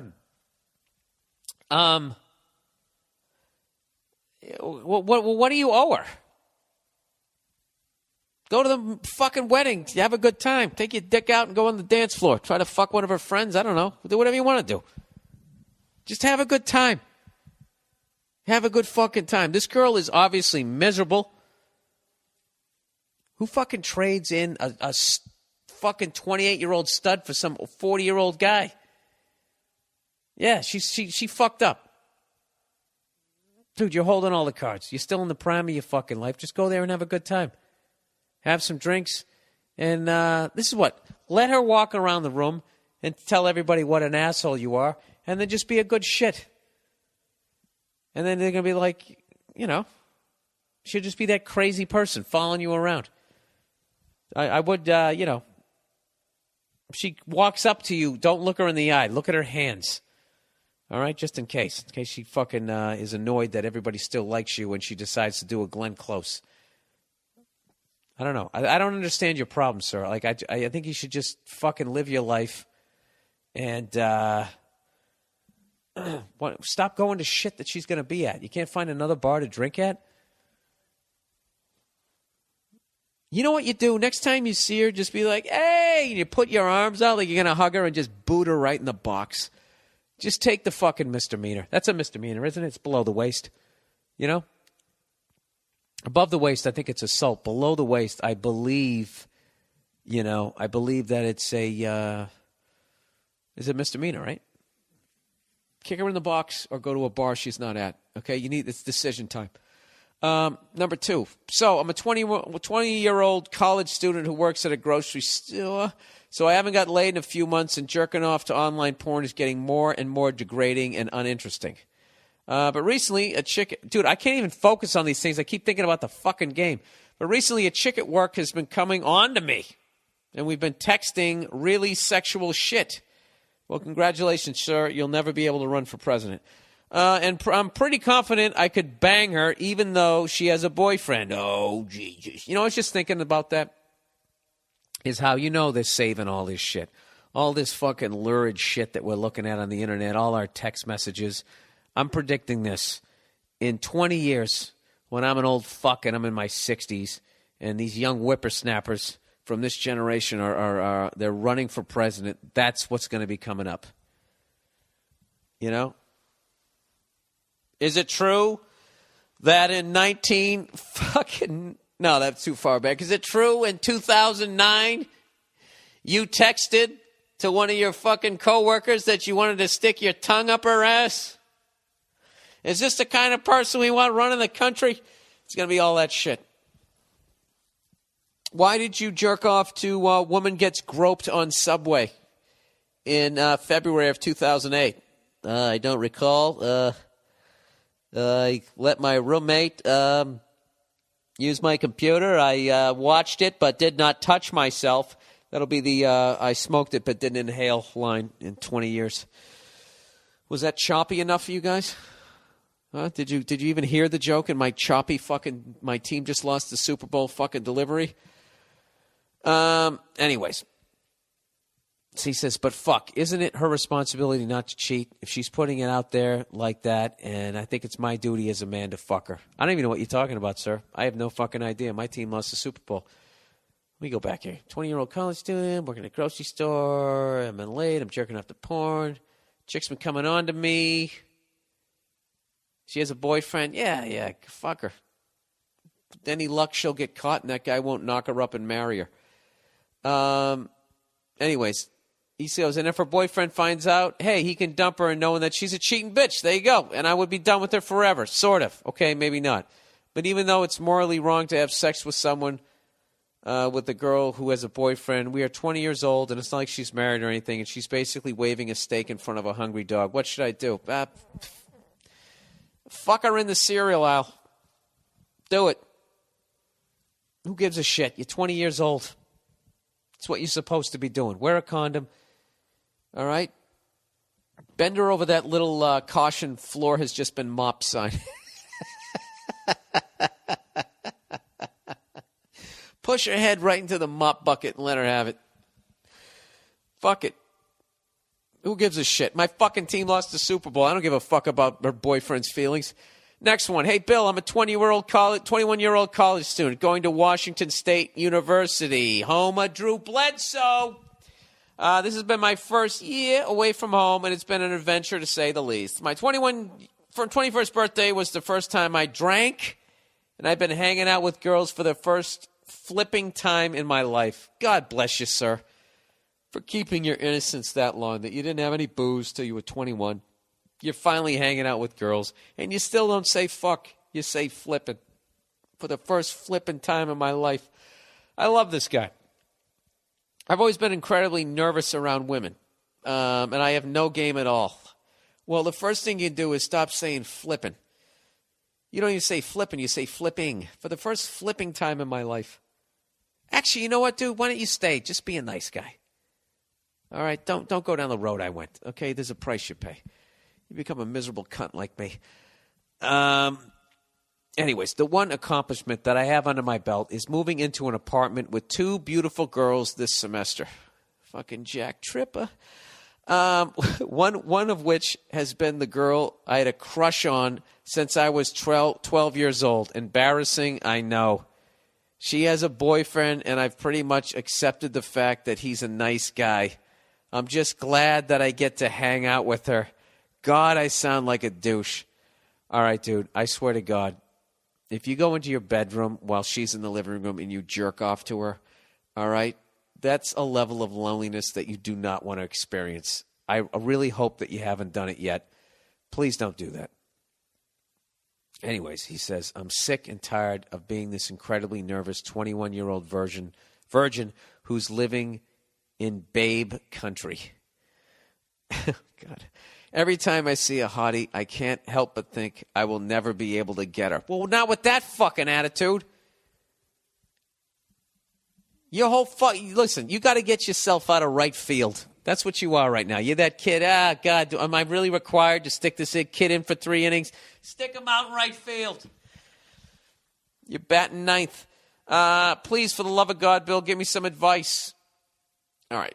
This is the last one of these trying to help the 21-year-old version guys I'm fucking doing, okay? I give advice about this every fucking week. How about something else? Can we get it out of the wheelhouse of fucking relationships here? Give you some advice. I don't know what to tell you, dude. All right? Start talking to women.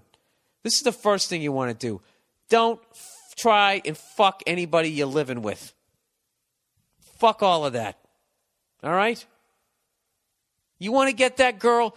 Go out and fucking start banging a bunch of other women and come home. And then all of a sudden you're going to seem like you're mysterious. When you're 21 years old and you're banging a bunch of women, the women your age look at you like you're like a spy or something. Like you're James Bond. You do it at my age and you're just a fucking pig. All right? That's what you need to do. You need to go out and get hammered. You need to go out. You got to get in the mix. You got to go out and do some shit. You got to create some sort of vibe. All right? You can't just be like, hi, how you doing, Sherry? I'm going to be in my room. You know, and then just fucking sitting there jerking off in there. You got to get out of there. All right? You need a little bit of swagger. Fuck that bitch that you've liked for 9 years, for almost half your fucking life. Fuck her. It's not going to happen. Okay? It's over. She's sucking someone else's dick. Someone else's flipping dick, sir. That's what you need to do. You need to go out. You need to get a little fucking. You got to get a little mud on your uniform. You know what I mean? Got to win a couple of games. You'll have a little bit of swagger. And then one day you're going to walk in there and you're going to catch her in the right move. All right? And you're going to undo her fucking sweatpants and you're going to bend her over that poor excuse for a fucking sofa and you're going to show her who's what. All right? And then when a boyfriend shows up, you're both not going to say anything. And you're going to get on with your life. You're going to go in there and you're going to make yourself some popcorn. That's what the fuck you want to do. Sir, I have no advice for you. I don't know what to tell you. All right? I think a lot of what you're doing is great. You know? You're like a 21-year-old virgin. You know what you like? You like one of those Star Wars action figures that's still in the package. You know, you're worth a lot of money. So, you know, there's 2 routes you can go here. You can You can stay this route, join the church choir, pray to God you don't get molested by some closet fucking psycho, right? And then meet some nice girl who plays the keyboards. Keep in mind that Jesus Christ has died for us and is risen from the dead. You can hook up with her. You know, peel off her 20 levels of clothes. Or you can just go 0 to 100 and just go find some dirty skank. You don't want to do that, dude. You don't, okay? You know what you need to do? You need to work it out yourself. The last thing you need to do is listen to some fucking piece of shit, dirtbag, never been married, no fucking kids, sliding into fucking 50 years of age. You don't need to listen to me, okay? What you need to do is you need to stick with what you're doing, okay? At this point, I'm sure you're a fucking Eagle Scout. I bet you can start a fire without matches, you know? And, you know, I don't know, you probably got a sweater, you know, dark-colored socks. I don't know what to tell you, dude. Like, what you're doing is actually commendable, that you're that fucking untainted. And look at you. You're sitting here, you're fucking saying you got a crush on this girl. What do you do? And what do? I send you down this piece of shit road. I think you need to listen to another podcast, sir. I bet that Joel Osteen could tell you what to do. You know, Jesus wants you to get that pussy. Do you realize Joel Osteen, his fucking church is where the Houston Rockets used to play? Mega church. This Sunday, mega church. Jesus Christ never looked so good, right? Jesus comes in fucking shredded wearing a male thong, you know? What the fuck that means? Do they make a male thong? Overrated, underrated for the fucking week. Oh, I'm playing hurt this week. 51 minutes. That's not bad. All right? Do any of you cunts think you could be even remotely this amusing after your team just fucking blew the goddamn Super Bowl? Overrated, underrated for the week. All right. What is this one? Underrated. Unemployment. It may suck to lose a job you love, but when you get canned from a soul-crushing, mind-numbing, daily head fuck of a job where your boss is a little piece of shit with an anger problem? Why did that have a question mark on it? As long as you can have a nice fat savings account and you can keep from losing the house while you kick back and take it easy for a few months or years, don't forget about unemployment insurance. They will pay you for over 2 years to sit on your ass and encourage you to do it.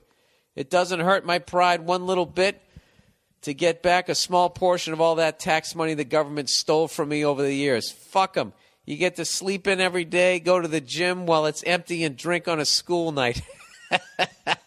I would never go back if I didn't have to. Yeah, dude, I got to tell you, man. Yeah, you know what you're living? You're living the life of a comedian, except you don't have to go out and do a set that night. Jesus. Is that going to be it? Is that the podcast for this week? I gotta put in an hour here. Somehow I gotta put in an hour. I don't know what to fucking tell you guys. I really don't. Oh, I know what I forgot to mention this week. Pro Flowers. Valentine's Day is coming up, everybody. Why don't you go to proflowers.com? For some reason, they took that banner off my website. They told me, they go, we want to have a banner on your website that we have the ability to change. And they just completely took the thing down. So I don't know what that means. You know, I probably should have called them. You know, but they took it down. You wanted all that control, Pro Flowers. I don't know what I'm supposed to be talking about this week. All I know is Valentine's Day is coming up, and I advocate, going out on the 15th when you can get a goddamn reservation. It doesn't cost 90 fucking grand. All right, who's kidding who? All right. I didn't get any goddamn copy this week. Fuck it. I'm just going to wing this one. All right, it's Valentine's Day, everybody. You got to celebrate her and her fucking twat. That's what's going down. You don't want to shop, so why don't you... Proflowers.com. Okay, of flowers and slap her right in the fucking cunt with it. Why don't you do that? Just go on there, flowers.com, and click on the twat and enter BU-fucking-RR and get yourself a bouquet of flowers. Shove the vase in her ass, and you have yourself a lovely day. Save the chocolates for yourself, because that's what it's about. Oh, Jesus. You didn't give me any copy. What do you want from me? I have copy for next week. They have their desperate copy for next week. Hey, fella, it's Valentine's Day tomorrow. You got to Federal Express some roses.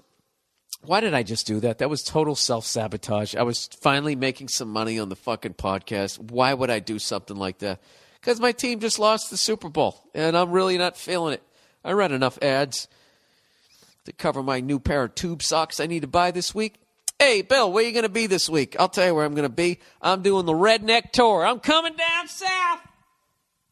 Fucking South's gonna rise again. Hey, wait. Let me tell you something. If we all got together, we created a co-op. Right? Like they did on that show, The Wire. Except it's all white people, the way it should be. If we created a co-op, hear me out, of all our fucking moonshine stills, we took all the money we made, instead of buying a new pair of overalls or sticking a fucking 500 cubic inch engine into a fucking Vega, we combined all that money. We could buy some gray uniforms and South will rise again. We could do that shit.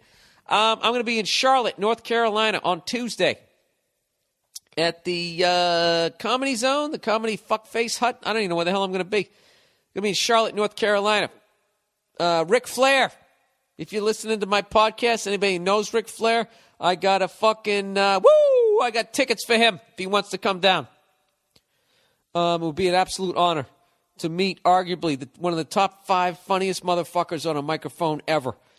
And then on what is it going to be, February 8th, Wednesday, I'm going to get my rental car eastbound down, loaded up and trucking. I'm going to drive all the way over to Alabama. Alabama, the only fucking state that Georgia can make fun of. I'm going to go into Alabama. And I'm going to be at this Dome for one show and one show only. And then the next day, I'm going to go into Atlanta, Georgia. Atlanta, Georgia on 9. I'm going to be at the fucking, the Buckhead Theater. And I'm going to be doing, I'm getting ready to do my big stand-up special on March 3rd at the Lincoln Theater in Washington, D.C., 2 shows. And so what you will be seeing a comedian freaking out. No, you'll be seeing a comedian putting together. What you're really going to see is me just fucking around. That's what you're going to see. Doing the hour that I think I'm going to do, fucking around with it and having fun with it. You know? But not going all fucking crazy. Not going all crazy with it. I don't want to burn it out. I'm already sick of these fucking jokes, people. I'm not going to lie to you. That's when it's time to do a special. When you're standing on stage going, if I have to talk about this one more fucking night, I'm going to kill myself.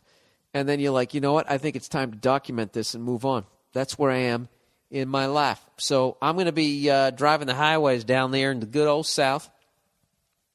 I'm going to have my head on a swivel, looking for some old cars. And, hey, thanks to everybody who helped me out to try and find the parts for my truck, man. As I told you, I got this fucking garage. Bought this old house, and the garage is designed for a fucking Model T Ford. I'm not even lying to you. Okay? The goddamn garage is high enough to get a fucking truck with a lift kit on it. But, you know those old cars back in the day, you sat inside the wheel wells, you know? Inside them. Tires were on the outside, and you were on the inside. You know? That's why there was all that date rape back then. I mean, you were sitting on top of her. And that's true. That's a true story. It's a true goddamn story. And I'm sticking with it. Yeah, thanks to everybody who helped me out with that. And ordering the parts. And when they get here, I'm going to have some friends of mine look over my shoulder as I try and put them on and have them, like, fucking help me out. You know what's funny is I bought the oil because I'm going to change the oil in the fucking thing. And for the life of me, I can't find the fucking... I looked under really quick. I can't fucking find it. My old truck, there was oil pan was right in the bottom, and there was a little screw. You just undid the fucking thing. It was right there. I can't find the goddamn thing. Granted, I was holding on my dog as it was trying to eat a cat at the time, and I was sticking my big head. You know what I love about having a truck is my big fucking head can actually fit underneath the truck without having to raise it up at all. But people have asked me to post pictures of it. I'm not going to do it just because nobody really has one out here. And this thing, sticks out like a sore thumb. And, I don't know. I don't need people going, hey, why didn't you read my podcast questions? I'm driving down the fucking street. All right? So, it's a 68 Ford F100. That's all I'm going to tell you. 3 on the tree, bitches. You know what's funny is Nia is afraid of the thing because it's loud as fuck. And, the other day I was trying to cut in front of somebody. And so I let out the clutch too quickly and I stalled it. And then so I pushed it in and rolled back before we get run into. And it's just, she's a city girl. You know, she was already afraid of driving and that type of thing. So she's never even heard of standard transmission. So she doesn't get why it stalls. She thinks the truck is broken. And she thinks it's too loud and that you bounce around too much in it. Just everything that makes it awesome, she's kind of afraid of. But I think gradually maybe she'll like it. I don't know. Because I always want to take her out. And that's the point of getting the old car, you know? Take your girl out for a drive. You have your fucking dog in the back, right? My inner redneck. Hey, by the way, when I'm out there, give me some food suggestions here, because I'm on the wagon here, because I'm not even on the wagon. By on the wagon means I have one scotch a night. I have to stay in shape so I don't become Billy Fatface. I had a little too much booze weight my last fucking specials, you know? Let it go. I got a little out of control, so I want to be in shape for this one. So if you guys know, if you know some good restaurants, keep me away from the bars, but if there's some good place, like what is there to do in Charlotte, North Carolina? What do I have to get to eat? What is the thing? What are you fucking known for out there other than having the Bobcats? You know what I mean? And Alabama, the same thing. What are you guys known for, huh? Besides having sex with your cousins, what are you guys known for? That's what you're known for. All right? Fucking start with me. Atlanta, what are you known for? Huh? Down Low Brothers, the Braves losing the World Series, Stonewall Jackson lighting a fucking scarecrow on fire, and Robert E. Lee. I don't know. I don't fucking... Jesus Christ, I'm done. Hour and 2 minutes. Go fuck yourselves. Congratulations to the franchise New York Giants, and congratulations to all the true New York Giant fans. It's fucking awesome, man. Come on, dude. 4 fucking Super Bowl rings. That's the shit. Okay? You know it is. That's the shit. You can make a fist and you got one for each goddamn finger. Thumbs curling around. No one can see that one yet, you know, but who knows? Who knows? With fucking Eli and the way you guys draft defensive players, it wouldn't surprise me if Eli got his 3rd. You know, it really wouldn't surprise me, man. That guy is the fucking man, and he finally got his due. You know, good for him. I'm not gonna lie to you, it fucking hurts, but I'm not a cunt when I lose. All right? So congratulations to you sons of bitches. That's the podcast for this week. Go fuck yourself. Next week I'm doing a bunch of gigs out in Jersey, Long Island, and in New York. I got all the dates up on my website. What the fuck is it? BillBurr.com. Jesus Christ, did I forget my website? I can't believe I did that shit with Pro Flowers. Guys, do me a favor. Don't fucking say anything. Don't be cunts. All right? Please, for the love of God. Who gives a shit? Oh, I'm an idiot. All right. Go fuck yourselves. I'll talk to you next week.